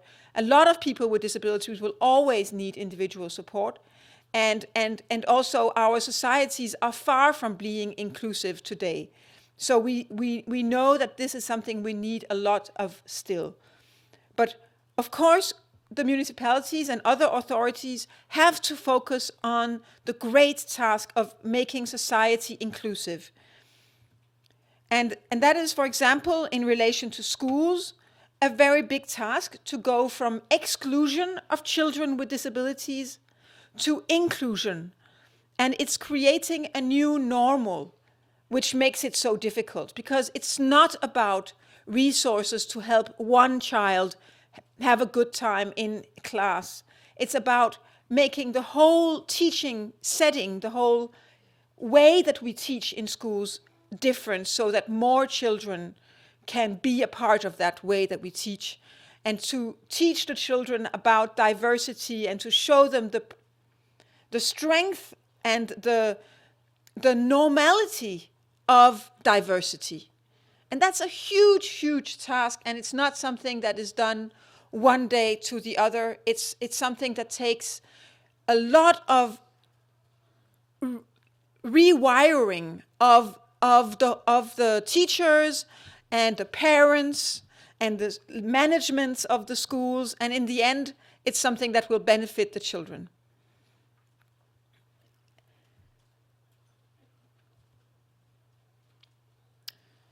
I also wanted to just mention the importance of having inclusion in mind when the municipalities are giving out social services and giving out support to persons with disabilities. This is a huge task, of course, to have this in mind when municipalities are giving support to persons with disabilities in the labor market, for example, that the support needs to go away from giving special housing for persons with disabilities in segregated housing institutions, getting away from segregated work offers for persons with disabilities, only working with people with disabilities, keeping them apart from the rest of the labor market. All these kinds of support and services for persons with disabilities have to have a goal of inclusion of persons with disabilities. So again, and also a very demanding task, and something that requires a lot of changes in the way that the municipalities are organized and thinking. How is my time? Halfway through. Okay, great.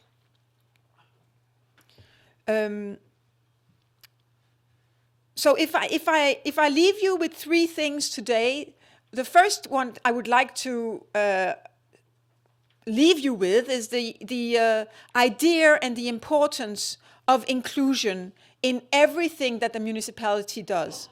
It's not just about inclusion in the disability targeting services. It's not only there that you have to think about inclusion. Municipalities will have to think about inclusion of persons with disabilities in all areas that the municipalities work with. It's in schools, it's in transport, it's the way that the society is built, it's in labor market promotion, it's in support for children who have trouble with in their families. Do the parents have disabilities? How can the parents be helped? And so on. It's really about raising awareness of the importance of disability and the raising awareness that persons with disabilities are everywhere, and they are part of the people, they are part of the citizens of the municipality, so the municipality has to recognize this and think of this in everything. One way of ensuring that this is done is to remember the importance of process and dialogue. Because this process of making an inclusive society, it takes forever. We are never going to get there 100%. We just have to get better and better and better at it. And the way that we can all keep focus on this problem is to remember the importance of dialogue. So it's very important that the disability organizations are in a close dialogue with the municipality, and that is demanding on both sides. Both the disability organizations have to be good at formulating what you want, what is important for you, what are the prioritizing what you think is important, and also always remember to pat your municipality on the back when the municipality is doing something good. And then the municipalities, of course, you have to also remember the importance of dialogue and really make sure that it's possible to have a good dialogue. So that is very, very important to have this kind of dialogue. And the last thing I want to underline is the importance of counting, of measuring, and of setting goals. And I realize that you have a lot of municipalities in Iceland. Surprisingly many municipalities. And of course, a municipality with a few hundred people does not have the resources to start counting exactly how is it going for persons with disabilities in our municipality. But I think that it's very important that Samband is what you're called, right? Works to promote the use of numbers and data and statistics to heighten the level of what is being done in Iceland to promote inclusion of persons with disabilities. Because the more you know about the effect of what you're doing, the less money you will waste and the more effective your work will be. And we have at the Danish Institute for Human Rights been in a very close dialogue with the Danish disability organizations and the Danish ministries in almost all areas. And we have developed a set of 10 gold indicators for measuring the situation of persons with disabilities compared to the situation of persons without disabilities. And of course, this kind of set of just 10 indicators cannot measure everything, but it gives an overview of where are the big problems. And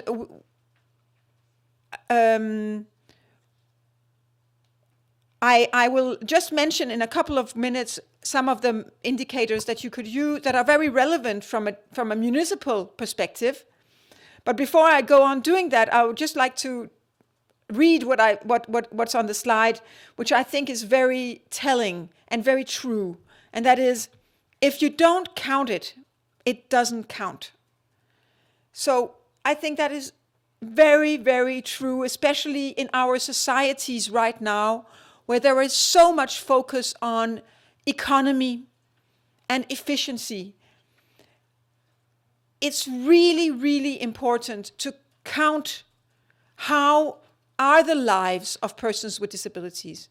And the reason it's important is that figures and numbers are a very strong tool to fight against the huge importance of money and the huge importance of economy. If you have another set of numbers about quality, it's much easier to fight this and to show the importance of the things that you do that may also cost a lot of money. So we have developed a set of 10 gold indicators for national level, and we've also developed a little bit modified list that is helpful for municipalities. And some of the areas that we go into are the areas of rule of law. So for example, what is the percentage of decisions by the municipalities that are being overturned because they are wrong?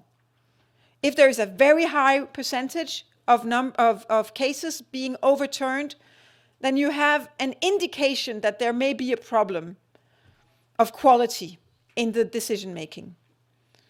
How about accessibility?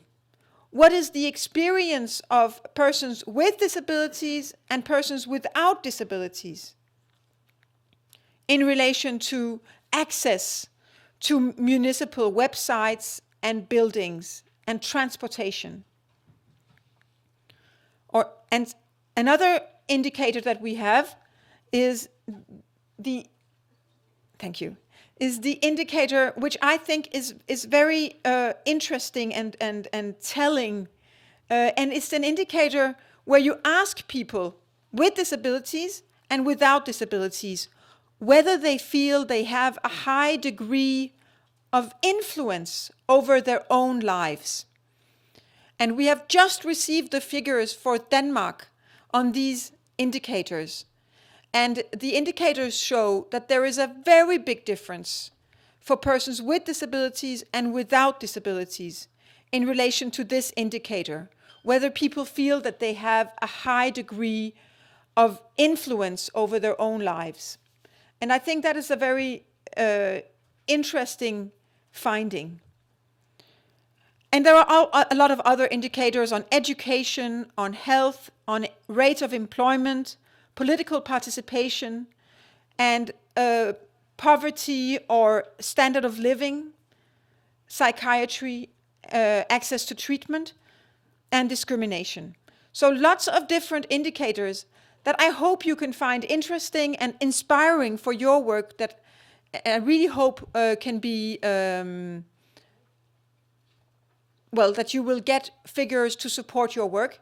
And just a last thing, we are working, actually, there is an initiative very much supported by the Icelandic government to try and get Nordic numbers on disability. So that will be really, really good.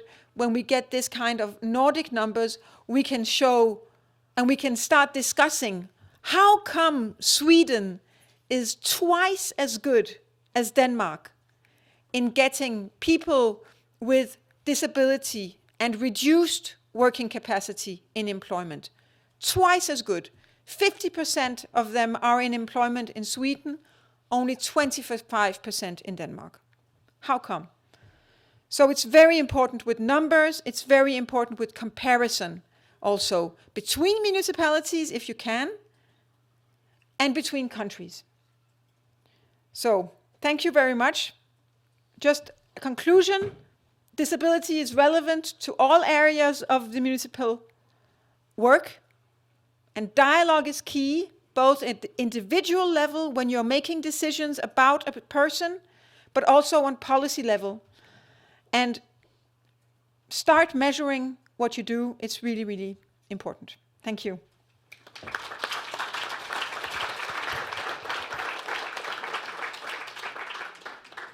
So I hope you have some questions so we can have a dialogue.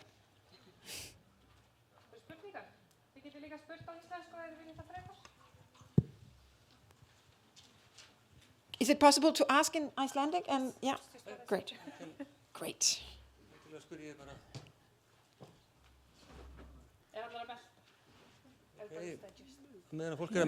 I have one question. Yeah? You mentioned in your excellent presentation, and thank you very much for it, that there was this nirvana, I believe you called it, this utopian situation where people would not be dependent on assistance coming from outside into their lives. And that leads the mind to what we here in Iceland call NPA, which is brugerstyrt personlig assistance. BPA in Denmark, yeah. Yeah. And I believe that for many people in this country, this is the nirvana that people want to get. And I wondered, how is the situation in Denmark? Is it also in Denmark this notion that NPA is the nirvana, the holy grail? Or is there more of a diversity in support forms that people are looking at in Denmark? The question is perhaps a little bit complicated. Should we take more questions than one, or should we just take one question at a time? Okay, I can just answer relatively briefly. I think that right now in Denmark there is a lot of how do you say, pressure on the municipalities due to lack of money. And one of the areas where there is also a lot of pressure is in relation to this NPA. Is that what it's called? Yes. And so right now, a lot of people with disabilities are very worried that they might lose this kind of NPA and the level of support that they are getting. And I think that it's like the reason I started with this kind of the mentioning rule of law and access to support that you need is that it's so important that people with disabilities get the support that they need. And right now, with all this focus on economy and so on, a lot of people aren't getting the support that they need. And whether it's presented as a kind of nirvana, this BPA, I think it is, in a way, a kind of nirvana for the individual who needs it. But it's also, there are a lot of other people getting a lot of other kinds of support who don't really need and ask for BPA. So it's very, right now BPA is working very well in Denmark, but there is a lot of pressure and a lot of risk that people don't get it. And that is far from a nirvana situation. And secondly, I also want to underline that hopefully we can get to a situation where more people don't need that much support. I think one of the most telling examples is in relation to transportation today in Denmark, where we have a horrible situation where people with disabilities can almost not use public transportation. It's almost impossible to use the buses. It's very difficult to use the trains. And that makes it necessary for people with disabilities to have individual transportation systems. And that is, I think, very demeaning and unnecessary. So hopefully in that area we will have a lot of more inclusive transportation in the future to reduce the need for individual support. Thank you. There's one question over there and then... Two questions here. There's one here and so... Hello, Dr. Liesberg, and thank you very much for your talk. My name is Gabriel Benjamin. I'm a journalist of Stundin, and I'm wondering what Denmark's experience has been with increasing accessibility to the workforce, in particular the private sector. Whether you managed to do this by incentivizing the private workforce, or if you passed legislation to this effect. Thank you. It's a very big question, but we have had a huge reform of the labor market in recent years, and I don't know if you've heard about it, but the Danish FlexJob system, where you can get support if you have a very serious reduced working capacity, has been reduced significantly. Before, you received payment to the same level of a person working full time. Now you receive very much reduced payment. And also there is a requirement that people work even though they have very little working capacity left. So in practice, what has happened is there has been a lot of pressure on persons with disabilities and not very much focus on making the labor market itself more inclusive. There was a rise in the number of people who are employed a few hours, and that may be very positive, but it's difficult to see a huge effect of these policies. Very small answer, sorry.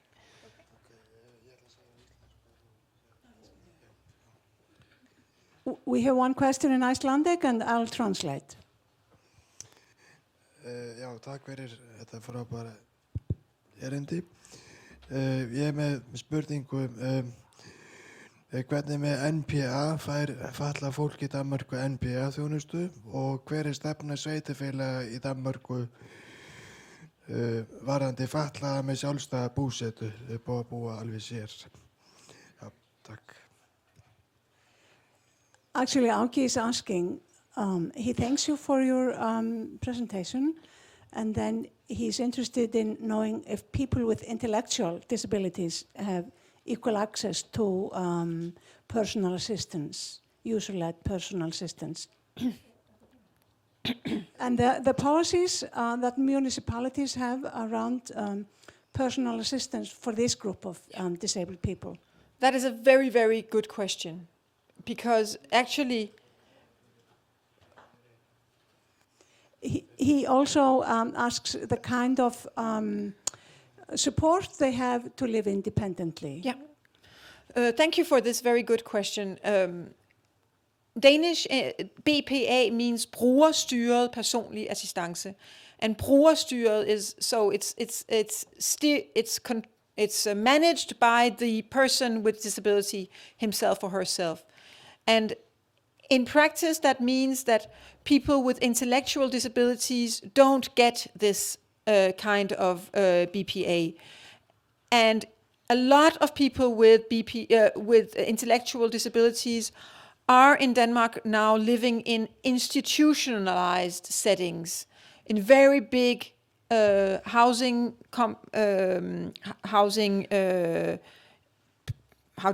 places with many people living the same place.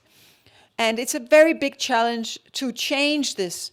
We try to talk with the municipalities about it, but there is very little understanding of the problem of segregation in Denmark. We are still trying to tell municipalities about, and even the ministry, there is very little understanding of the importance of inclusion and getting people out living in ordinary housing and among other people. So I think that's something that really affects people with intellectual disabilities a lot, unfortunately. There's a question over here. There's one question here and then one over here, and then I think we have to Greetings, my name is Svavar. One of the indicators you mentioned was the percentage of reversals by the appeals board. Do those indicators measure or give any clues if there's discrimination at the appeals board, or if they're too sympathetic to the municipalities, like, oh, we don't have enough money, so you can get away with this and that, or even access to the courts? Do those indicators address these issues, or at least give any indication? Yeah, I don't think they do. This indicator is only to scratch the surface and to give an indication of whether there could be a kind of problem. But these indicators are very few, so they can just give a glimpse of the situation, and then you will have to dig deeper and try and find what are the real causes for a problem, what are the real nuances in relation to specific areas of life. Yeah.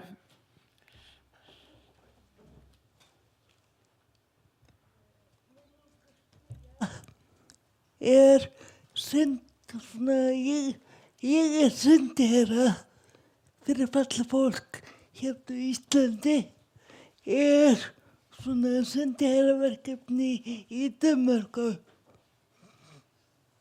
The question, she is one of the so-called ambassadors for disabled people here in Iceland, and which is a state-sponsored program, and the question is if there is also a state-sponsored program like this ambassador program in Denmark. Yes, and the ambassador program, it promotes the Convention on the rights of people with disabilities. I'm afraid we don't have this this ambassador system as far as I know, but we do have something that I think I hope has been good, and that is that the Danish Institute for Human Rights, where I work, we have received a special mandate to promote the implementation of the convention, and the convention requires this. In Article 33, the convention says that the state has to appoint a national human rights institution, or if you don't have that, something similar, to monitor and promote the implementation of the convention. Now, I wonder whether something similar is planned here in Iceland, but I hope so. We have plans, but that's it. Yeah.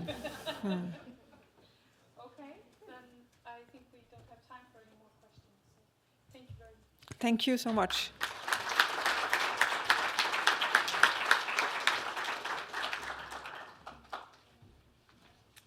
Jæja, áfram með smjörið.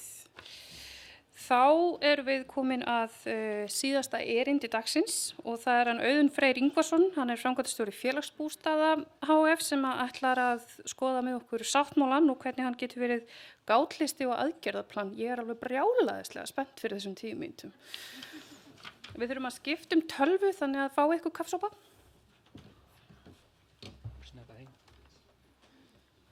Það er að segja hér inni, ekki fara fram á sækjan.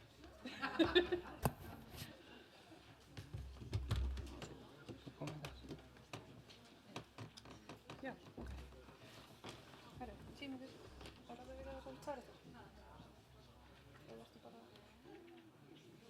Kemur þetta upp? Sko.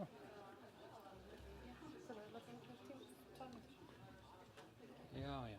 Hvað erum við með 10 mínútur, sér það? Það er alltaf 10. Já, flott. Komið þið sæl. Ég heiti Auðun Freyr og er framkvæmdastjóri fyrir Félagsbústaði. Hann Tryggvi Þórhallsson bað mig fyrir rúmu mánuði síðan að vera með erindi hér í dag og fjalla þá sáttmála Sameinuðu þjóðanna, hvað var það réttindi fatlaðs fólks og hvaða áhrif það hefur á Félagsbústaði. Ég verð að vera alveg hreinskil með það að ég hafði nú ekki lesið þennan sáttmála og ég er búinn að vera framkvæmdastjóri Félagsbústaða í 3 ár og hafði ekki lesið þennan sáttmála og mér fannst trúlega fyrsta skref og besta skref að vera að lesa sáttmálan yfir og reyna áttum á því hvar sáttmálan hefur bein áhrif á Félagsbústaði og hvar hann hefur óbein áhrif. Þetta er helja lesning, þetta eru 34 blaðsíður og flókið mál af vissu leyti að lesa í gegn en ég hefði það þó. Þetta er hægt. Og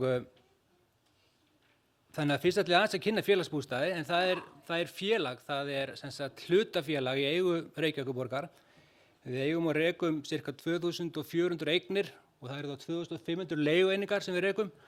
Þetta er stærsta íbúðaleigufélag landsins. Það eru stærri leigufélög til í þessu landi en þau eru þá að leigja út þjónustuhúsnæði, verslunarhúsnæði og slíkt. Okkar eignir skiptast í almennar íbúðir, þjónustuíbúðir og sértæk búsetuúrræði sem er kannski umfjöllunarefni hér helst. Við rekum eigninar en velferðarsvið velur leigutaka, þannig að við veljum ekki okkar leigutaka, velferðarsvið Reykjavíkurborgar er það á sínum höndum og við tökum við þeim fagnandi. Og við eigum þétt samstarf með velferðarsvið Reykjavíkurborgar hvað varðar uppbyggingu á sértækum búsetuúrræðum. Við lukum við í nóvember á síðasta ári nýju sértæku búsetuúrræði fyrir einhverfa í Þorláksgeisla. Nú vinnum við að því að reisa 2 sértæk búsetuúrræði, annars vegar í Austurbrún og hins vegar í Kambavaði og það eru 1, 2 til 3 sértæk búsetuúrræði að fara inn í pípuna núna á næstu mánuðum, getum við sagt. Þannig að það er töluvert að gerast á þessu sviði hjá okkur þessar mundir. Þegar ég les sáttmálann í gegn þá sé ég lítil bein áhrif á starfsemi Félagsbústaða frá sáttmálanum. En þar gæti náttúrulega áhrifa af sáttmálanum á þær reglur og þau lög og þær reglugerðir sem gilda í þessu landi. Og ég sé í gegnum byggingarreglugerðina að þar hefur verið tekið verulega til þessa sáttmála. Og bæði hvað varðar almennar íbúðir, almennar leiguíbúðir og líka hvað varðar sértæk búsetuúrræði. Áhrif sáttmálans gæti líka í reglugerð þar sem er verið að skipta, sem skiptir kostnaðar þátttöku íbúa og rekstraraðila á sameiginlegum rýmum í þeim heimilum sem við rekum. Ég rek líka og reynslan er að það reynir á sáttmála þegar við hönnum ný búsetuúrræði. Og þá kannski sérstaklega þegar kemur að mörkum einkalífs og þjónustu.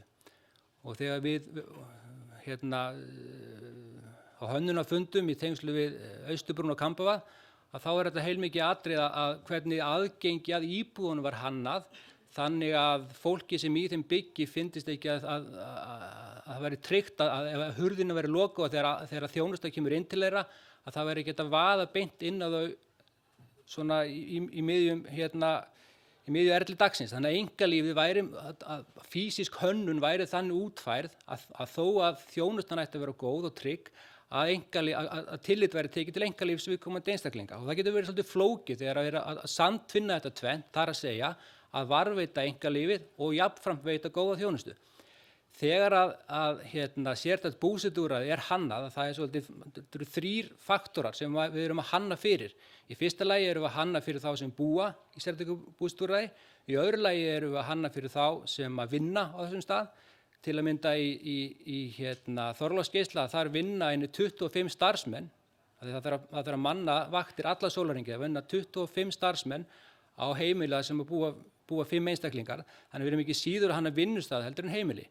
Og í þriðja lagi þá þarf að taka líka tillit til hugmynda og þess sem aðstandendur þeirra sem þarna búa hafa að segja. Þannig að það töluvert ferli sem við förum í áður en nokkuð byggt.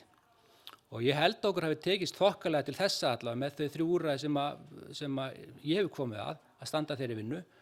Og við eigum eftir að fara áfram og beita sömu aðferðum hvað varðar hönnun og undirbúning á slíkum úrræðum í framtíðinni. Svo ég vindi mér aðeins í annað, og þetta er svo grein sem ég kannski svona helst sá að hefði bein áhrif á það hvað við erum að gera hjá félagsbústöðum. Önnur áhrif koma í gegnum reglugerðir og lög. Annað sem ég langaði, þegar ég var hugsað um hvað þetta fjalla hér í dag, að þá var úr ýmsu að velja, en í staðis að fara vítt og breytt víða völl, þá ákvað ég að taka eitt tiltekið atriði og útskýra það svolítið í detail með okkur, vegna þess að við höfum farið í gegnum breyting og leiguverðskerfi félagsbústaða nýverið, og þar er ágætis samræmis milli þeirra hugmyndafræði sem byggð í kerfinu okkar og þess sáttmála sem hér er fjallað um.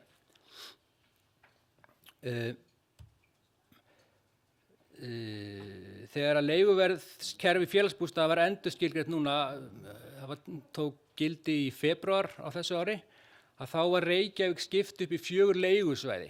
Þannig að leiguverði allra félagslegra íbúða, það er ákvarðað út frá fasteignamati og 4 tölum, svokölluðum leigustuðlum. En það er heilmikið af húsnæði í eigu félagsbústaða sem ekki hefur fasteignamat, og þá sérstaklega sértæk búsetuúrræði. Þannig að hver eining í sértæku búsetuúrræði hefur ekki fasteignamat. Þannig að það að þróa aðra aðferð til þess að ákvarða leiguverð í sértæku búsetuúrræðum, en jafnframt að gæta samræmis, þannig að leiguverð þar yrði í takt við það sem gerist annars staðar fyrir almennar íbúðir. Hérna sjáum við teikningu og allir þessi punktar, þeir tákna verð á leigu í almenna íbúðakerfinu hjá félagsbústöðum. Og á lárétta ásnum hann táknar flatamál í fermetrum, og lóðrétta ásinn hann táknar leiguverð í þúsundum á hverju mánuði. Fyrir þessir punktar, það er verð sem það sem búið að ákvarða leiguna út frá fasteignamati, út frá því kerfi sem við settum fyrir almennar íbúðir.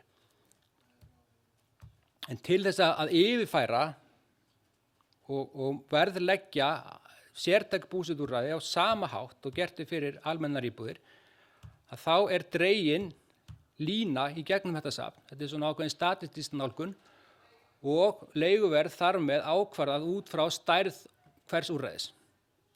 Stærð hverjar íbúðar eða stærð hvers herbergis ef það er að ræða.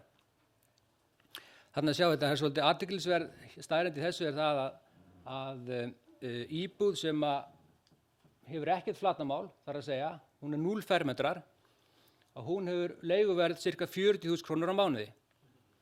Og það má túlka það sem slíkt að það er verðið sem að fólk greiðir fyrir að hafa aðgang að svefnastöðu, eldhúsi og salernsaðstöðu. Eftir því sem að íbúðin stækkar, að þá hækkar leiguverðið, en þið sjá að það eru mjög fáar íbúðir sem eru svona litlar. Langmesti massin hjá okkur er svona í kringum 60 og 100 fermetrar eða svo. Það falla ansi margir punktar inn, falla saman hérna hjá okkur. Meðalstærð íbúðar hjá félagsbústöðum er rétt undir 70 fermetrum.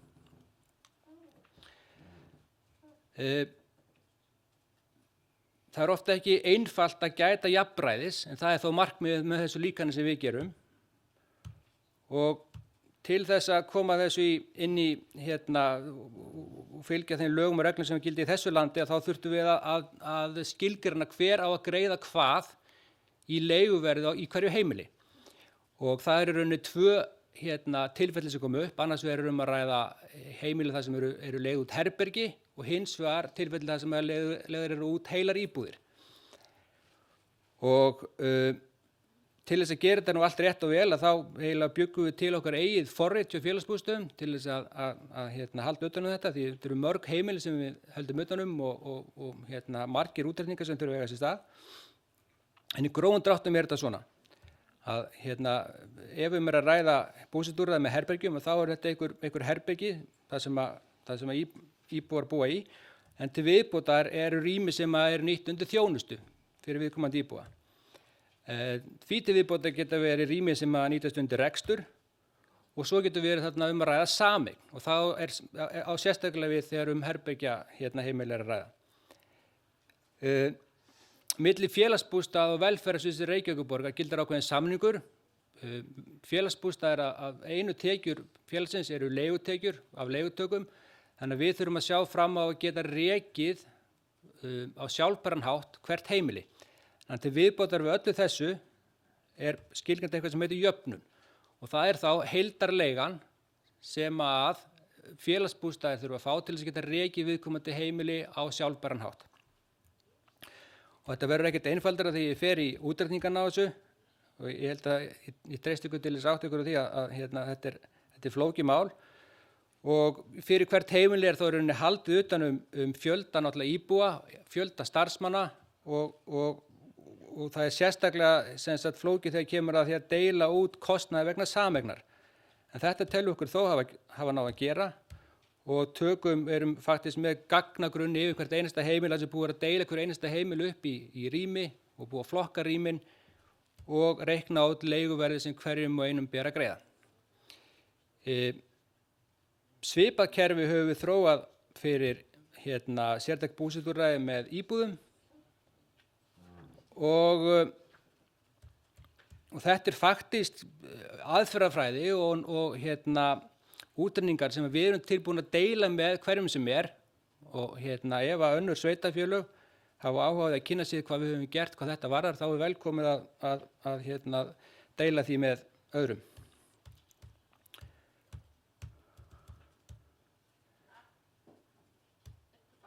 Eitt tilbaka. Já. Hérna dæmi hvernig þetta sé beitt í Vallengi, sem sértækt búsetuúrræði í eigu félagsbústaða, og hvernig leigan þá reiknuð fyrir hvern og einn. Eigum við ykkur tíma eftir? Ef það einhverjar spurningar, þá það velkomið. Já.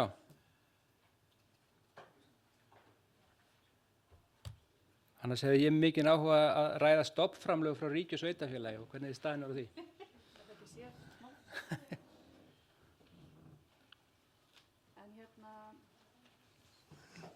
Halló, já, Áki heiti ég. Já, sæll. Og notandi þessa kerfis hjá ykkur. Og ég með spurningu til þín, breytingar á leiguverði, hvaða áhrif hefur það á ykkar rekstur til næstu ára? Tap alltaf á rekstrinum eða þeir reyna að ná ykkur í plús? Og þetta nýja kerfi sem þetta með húsaleigubæturnar, að þetta var fært yfir í Vinnumálastofnun, og búið að útfæra þetta nógu vel, því að ég hef sjálfur lent í ýmiss konar vandræðum þegar það kemur að þessu, þannig að ég hef bara svona aðeins að spá hvernig þetta nýja kerfi byggt upp og svona hver hugsunin með þessu hjá ykkur. Takk. Hugsunin með þessu kerfi fyrir að fyrsta var að tekjur félagsbústaða myndu ekkert breytast við innleiðingu þessa nýja kerfis. Einfaldlega var verið að gæta jafnræðis milli sambærilegra eigna sem við leigjum út, og kerfið faktist byggt upp í kringum almenna leiguíbúðir. Leiguverðið í sértæku búsetuúrræðum faktist af afleitt eða leitt af því kerfi sem gert fyrir almennar íbúðir. Og það að leiguverðið í sértækum búsetuúrræðum sé verðlagt á sama hátt, og í almennum íbúðum teljum við vera eðlilega nálgun, og almennt það í þessum kerfum að leiguverð er ákvarðað út frá þeim gæðum sem felast í þeirri eign sem undirliggjandi, en síðan koma bætur á móti og þær byggjast á þá efnahag og tekjum og hvers og eins persónubundið. Það voru ákveðnir hnökrar, það skal nú bara viðurkennast, það voru ákveðnir hnökrar, það verið að breyta bæði leiguverðskerfinu hjá okkur. Það var líka verið að innleiða nýtt bótakerfi, húsnæðisbótakerfi í landinu, og það urðu ákveðnir byrjunarhnökrar. Þetta virkar þannig hjá okkur að við drögum bætur frá leigureikningunum okkar, og það var til þess að það voru vitlausir útreikningar í bótunum fyrsta kastið, sem var til þess að við sendum frá okkur vitlaus innheimtuseðla. Og ég held að það sé nú komið fyrir vind með það, og svona þetta nú farið að teikka held í nokkuð sæmilega hjá okkur núna. Spurning hvort að við segjum ekki bara takk hérna og svo tökum við örlítlar umræður, þannig að bara takk fyrir. Við höfum ekki langa stund, og nú svolítið fækkað í salnum líka, en við höfum örlítlar stund fyrir spurningar, þannig að það er spurning hvort að þið sem hafi verið með erindi, Rannveig, Aldís, Aldís farin? Aldís farin, Rannveig, Guðlaug, Gunnar, bara Rannveig eftir? Gunnar er hérna. Já. Og Gunnar er hérna. Já, gjarnan ef þið væri til að koma, og þannig ef það eru spurningar til þeirra að þið getið þá varpað þeim fram.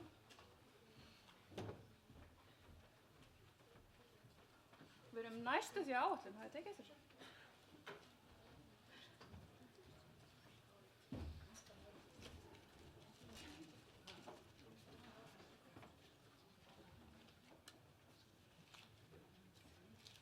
Eru spurningar til þeirra þriggja?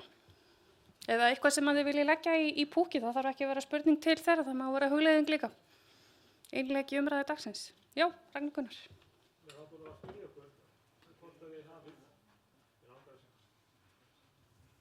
Mér langar að spyrja ykkur hvort að þið hafið upplýsingar á það. Ég veit að þið sitið mörg málþingar og ráðstefnur meðal annars erlendis, hvort þið hafið á þess áskynja varðandi sáttmálann og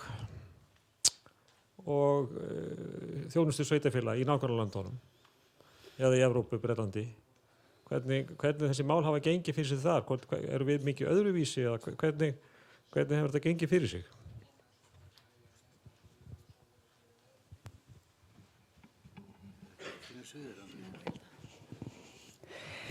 Það hefur nú gengið allavega.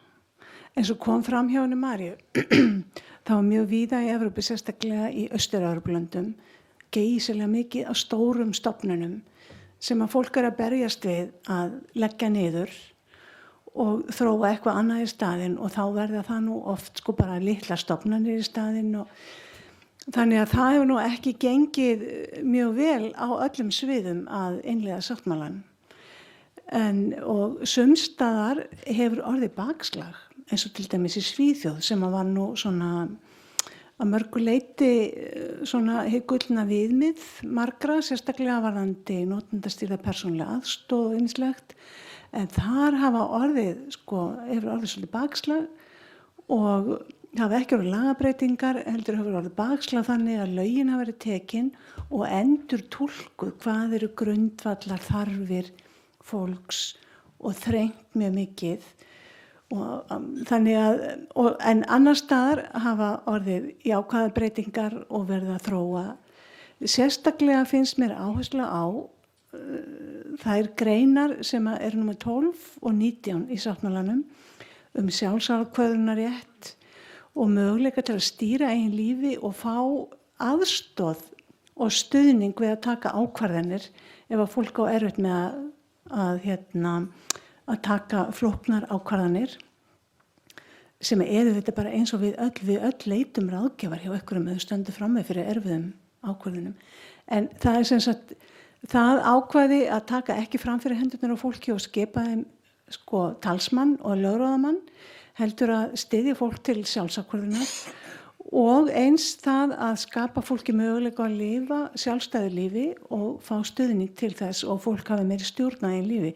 Mér finnst svona þessar tvær greinar hafa vegið mjög þungt. Síðan víða lönd mikil áherslu á atvinnumálin því að þau hafa ekki verið sko alls staðar í Evrópu þar sem við skoðum málin að þá fatlað fólk miklu líklegra til að vera atvinnulaust heldur en ófatlað fólk og það mikil áhersla á atvinnumálin víða. Þannig sko þetta svona upp og niður en hins vegar finnst mér það ákveðlega mikilvægt að við höfum þennan nýja sáttmála. Hann hefur vakið fólk til annars konar meðvitundar og umhugsunar fatlað fólk. Hversu mikið það búið að raungerast. Félagi með Guðlaug hérna, hún útskýrði nú ágætlega þessa tregðu í kerfi og það breytingar mjög erfiðar og kerfi reyna mikið að viðhalda sjálfum sér. Þannig að sko mér finnst þessi viðhorfsbreyting, skilning, grundvallar, mannréttinda, sjónarhorn hafa sko náð mjög víða en þessi raungering og fjármagni sem þarf til þess og fleira það ekki alveg allstaðar eða víða mjög ábótavant sko. Já.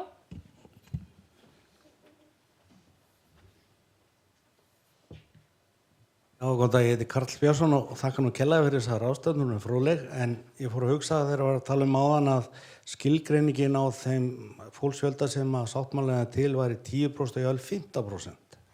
Kom fram hérna fyrir í dag. Það þýðir 50.000 manns á Íslandi. Þetta ekki svolítið rúm skilgreining á þeim fjölda sem sáttmálega til þá?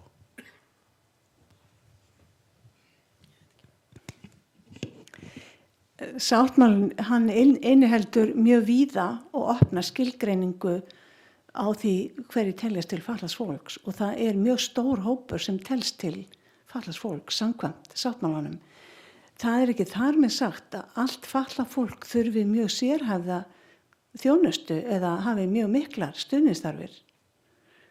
Eins og segir í sáttmálanum að þá að veita 19. greininni, þá að veita fólki þjónustu samkvæmt almennri þjónustu að svo miklu leyti sem mögulegt en síðan sérstaka þjónustu þegar á því þarf að halda.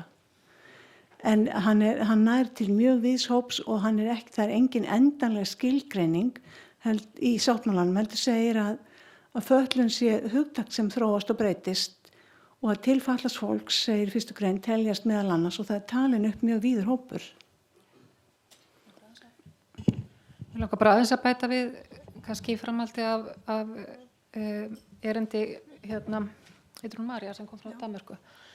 Þetta með sagt, nirvana ástandið að þurfa að vera fatlaðir en þurfa ekki sértaka aðstoð.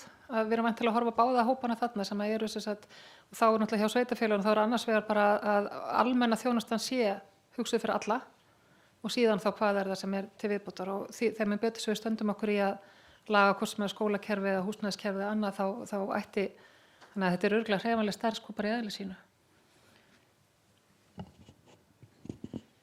Má ég bæta aðeins við hana? Með þetta, að mér datt strax í hug saga sem að ég heyrði í tíma í fötlunarfræðinni fyrir orðið ansi löngu, Kristín sagði hana, þar sem að hún var að útskýra það og þetta eiginlega orðin svona ákveðin flökkusaga sem kannski hluta ástæðan fyrir okkur ég mani þetta alltaf þjóðfræðingurinn að hún sagði, þetta svona, sjáu þið fyrir ykkur mjög einfalt graf og einhvern tímann í Bandaríkjunum þá voru menn að reyna að ákveða hverjir teldust til hóps fólks með þroskahömlun og þeir voru með svona graf sem var svona normalkúrfa, þið veitir hvernig normalkúrfan og þeir ákvaðu, og þetta ákveðin flökkusagan, það ákveðin kjarni í henni, þeir ákvaðu setjum línuna hérna á þessa tölu og það var, ég man ekki, skipti kannski ekki öllu máli, en það var allavega þeir settu töluna einhvers staðar og svo skyggðu þeir svæði sem var þá hópurinn sem að teldist fólk með þroskahömlun sem ætti þá rétt á stuðningi og bótum og öllum þessum pakka og svo horfir á þetta og þess að djöfull þetta mikið af fólki, þetta verður helvíti dýrt. Þannig þeir bara færðu töluna niður. Þannig að eins og Rannveig kom inn á í sínu erindi að sko fötlun breytilegt hugtak, það alltaf að þróast og það svo ofboðslega samfélags- og menningarlega skapað. Þannig að þó að þú sjáir þessa tölu 10-15%, hvað á bak við hana? Ég að hugsa á sama hátt eins og þú? Það spurning. Ég held að, þetta ekki eitthvað sem þú ferði á svona námskeiðir af mig? Jú, ég fjalla heilmikið þetta. Svo ég selji nú rannvegu svolítið. Sko, þetta engin flökkusaga sem hún að segja. Sko, hvernig... Hún eiginlega orðið það því að sko, staðreyndirnar hvenar og hvar og hver orðnar svolítið loðnar. Sko. Já, en við skilgreinum mjög mikið sko, hver fatlaður og hver ekki við. Og þannig að sko, já, en sko, umhverfi hefur líka mjög mikið þetta að segja því að þar sem eru mikið af tröppum og pöllum þá fólk sem hreyfihamlað mjög fatlað. Þar sem að gert ráð fyrir öllum frá upphafi þá eins og Eymundur nefndi til dæmis að fyrirbyggjandi aðgerðir og stuðningi á meðan að börn eru á viðkvæmum aldri þá sko, getum við komið í veg fyrir ýmiss konar vandamál í framtíðinni. Þannig að sko, mér finnst í einlægni sagt að við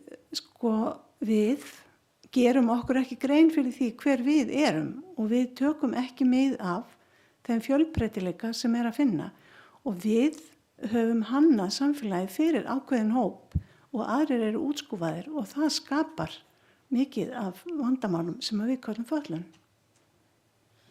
Já, spurning hérna. Og þannig, allt í einu alveg fyrir allt á flug.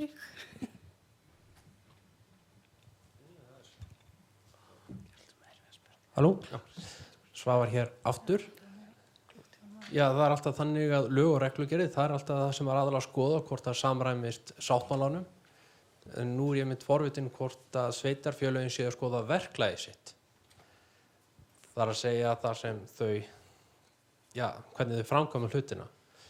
Eins og fyrir mörgum árum þá sótti ég félagslega íbúð hjá Hafnarfirði og það var eitt af því sem að maður átti að gera var að hringja í hver einustu viku og staðfesta umsóknina. Það var eingöngu sagt að það væri tilgangurinn, síðan ef þú hringdir ykkur rosalega oft þá fórstu að hærra í röðina. Það var eins og aldrei haft samband við mig, þrátt fyrir meira en ár, hvort staðan hefði breyst eða eitthvað þannig. Þannig ég var meðal annars bákvort að fyrir þessu verklagi væri nokkuð lengur við lýði í Hafnarfirði og framhald af þessu, þetta mögulega ekki eina atriði, ég var að spá hvort að sveitarfélögin væru með svona notendatannanir fyrir fólk sem á biðlistum. Takk. Sveitarstjórnarfólk. Já, þetta beinist nú bara beint að Hafnarfirði, þannig ég skal svara því. Það var bara ákveðin lífsreynsla að kynnast félagslega húsnæðiskerfinu í Hafnarfirði. Mér fannst eitthvað þar í okkar áætlun sérst að bæta það og svo bara þegar maður fyrir að setja sig inn í þetta, það náttúrulega gerðist ekkert í mörg ár eftir hrun, hvorki bættist við né annað, en sko mig grunar nú að hluti af ástæðunni fyrir því að fólk var látið staðfesta umsóknir sínar tengdist því að það að vera á biðlista veitti rétt til sérstakra húsaleigubóta. Og við höfum unnið svolítið í þessu að það ekki lengur forsenda fyrir sérstakum húsnæðisstuðningi að vera á sem biðlista. Þannig að fólk var jafnvel hvatt til að sækjum að vera þar þó það ætti engan rétt á íbúð en það hafði með hinn stuðningin að gera. Þannig að og svo náttúrulega eftir svolítið bara að lýsa þessu sem að maður þekkti og þekkir svo sem allstaðar að það sem heitir að vera með sterkt bakland eins og það var kallað einhvern veginn undir rós þegar ég var að læra til sjúkraþjálfara, að þeir sem fylgja málum sínu fast eftir að þá ganga þau hraðar. En auðvitað viljum við ekki hafa það þannig, en það hefur verið unnið mikið í reglum varðandi biðlista og við erum líka að kaupa íbúðir og það verið að byggja. Þannig að við erum svo sem að vinna á öllum þeim vikstöðum sem treystum okkur til og getum. En það var fallið frá sérstakri hvatningu. Fólk þarf að halda það fylgst með stöðu fólks á biðlistanum en það ekki verið að biðja um að endurnýja bara svona út í loftið. Þjónustukannanir. Já, og þjónustukannanir varðandi þá sem eru á biðlistum. Mér finnst þetta bara alveg frábær ábending. það verið að fjalla einmitt hvernig þetta halda sérst yfirliti bæði þá sem eru í kerfinu og þá sem eru á biðlista up to date og mér finnst þetta bara mjög góð leið til þess. Við hefum verið með starfshóp félagslega húsnæðiskerfið og þetta eitt af þeim viðfangsefnum sem eru snúin að vera alltaf með réttar upplýsingar á hverjum tíma. Þannig að við skrifum þetta hjá okkur. Síðasta spurning dagsins. Hæ. Rannveig, þú talaðir og sagðir að við skilgreinum fatlaða og ófatlaða. Ég ekki svo viss við skilgreinum yfir höfuð ófatlaða. Þetta bara fatlaða. Og myndið þið segja að það sé hluti af vandanum, að við gerum það ekki, og svo höldum okkur við skilgreiningar. Hver munurinn á fötlun og fatlaðri mannesku? Já, það náttúrulega auðvitað engin alveg skýr munur, nema ég myndi segja það að hópurinn sem við köllum fatlað fólk, hann miklu fjölbreyttari en sá hópur sem við köllum ófatlað fólk og mörguleyti miklu áhugaverðari. En hins vegar eins og Eva Þórdís benti á áðan, fyrir í dag, þá hópurinn, sá minnihlutahópur sem fatlað fólk, hann eini hópurinn sem allir geta lent í hvena sem er.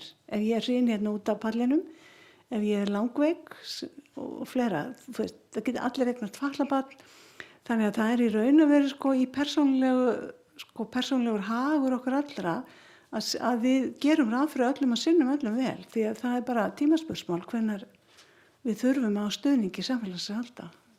Það bara þannig með okkur. Við erum ákveðlega viðkvæm sem tegund, þannig að það mjög lítið út á að bera til þess að við þurfum ekki eitthvað sérstakann stuðning á okkur hátt. Mér langar að bæta bara við frá sjónarhorni sjúkraþjálfara að þá sannarlega fjallað það hvað eðlilegt eða normalt og ég eftir því sem árin líða þá verði alltaf meira og meira fráhverf þessu hugtaki normal og ég vinn til dæmis hlutastarf í námsbraut í sjúkraþjálfun, það skilti þar við dyrnar, það sem stendur hvað sjúkraþjálfun og eitt af því sem stendur rangt álag og ég alltaf að hugsa, mögulega óæskilegt en það endilega rangt, en við erum svolítið þannig en ortopedía bara rétt uppeldi, rétt barn, en svo eru flokkanirnar líka, þegar ég var að vinna með MS-sjúklinga þá var færnimat eða fötlunamat gat verið út frá því á ákveðnu skala þá skoraður lægra ef þú notaðir hjálpatæki þá ertu meira fatlaður en í rauninni ertu miklu betur staddur ef þú notar hjálpatæki heldur en ekki. Ég hefði haldið að dettin manneskja með gönguhjálpatæki hún bjargar sér betur heldur en án þeirra, þannig að stundum vinnur flokkunin alveg í kolranga átt að telja það til einhvers konar galla að nýta sér hjálpatæki, þannig eins og fólk ætti ekki að nota gleraugu við að þá var orðið bara þá var það eitthvað fötlun og það aftur flokkun. Ég meina það var bara mjög alvarlegt mál að vera með heyrnartæki þegar ég var í grunnskóla. Ég vonandi það ekki þannig lengur í dag. En ég held að allavega frá þessu faglega lífi þá eru mjög sterkar skilgreiningar á því hvað eðlilegt og þær eru óþarflega þröngastundum held ég. Ég held að við ljúkum þessu núna. Takk kærlega fyrir og til þess að slíta deginum, setja punktin yfir rúsínuna í pylsuendanum. Ég skal hætta núna. Þá ætlar hann Tryggvi Þórhallsson að stíga hér í pontu. Hann lögfræðingur frá Sambandi íslenskra sveitarfélaga og einn af þeim sem hefur staðið undirbúningi dagsins í dag. Ég þakka kærlega fyrir mig. Takk. Já, ég ætla að hafa þetta bara örstutt því að salurinn orðinn þundskipaður og ég held að þessi orðið tímabært við förum öll út í vorið en ég ætla bara að fá að þakka kærlega öllum þeim sem að komu hér í dag og hjálpuðu okkur við þetta málþing. Málþingi var haldið í samvinnu sambandsins, Landssamtakanna Þroskahjálpar, Öryrkjabandalags Íslands og Rannsóknarseturs í fötlunarfræði með Háskóla Íslands og í þeim hópi þá tókst ljómandi gott samstarf og mjög gott samtal og mér finnst þessi viðburður, þetta málþing hafa verið raunverulega alveg eins, er búin að vera gott og uppbyggilegt samtal og ég treysti því og trúi að þetta sé raunverulega bara upphafið og upptakturinn að miklu lengra ferli þar sem að allir raunverulega gefa sér tíma til þess að kynna sér sáttmála Sameinuðu þjóðanna um réttindi fatlaðs fólks og spegla hann svona inn í sitt líf og inn í sín störf. En ég þakka bara kærlega fyrir þáttöku allra hér í dag og segi málþinginu slitið.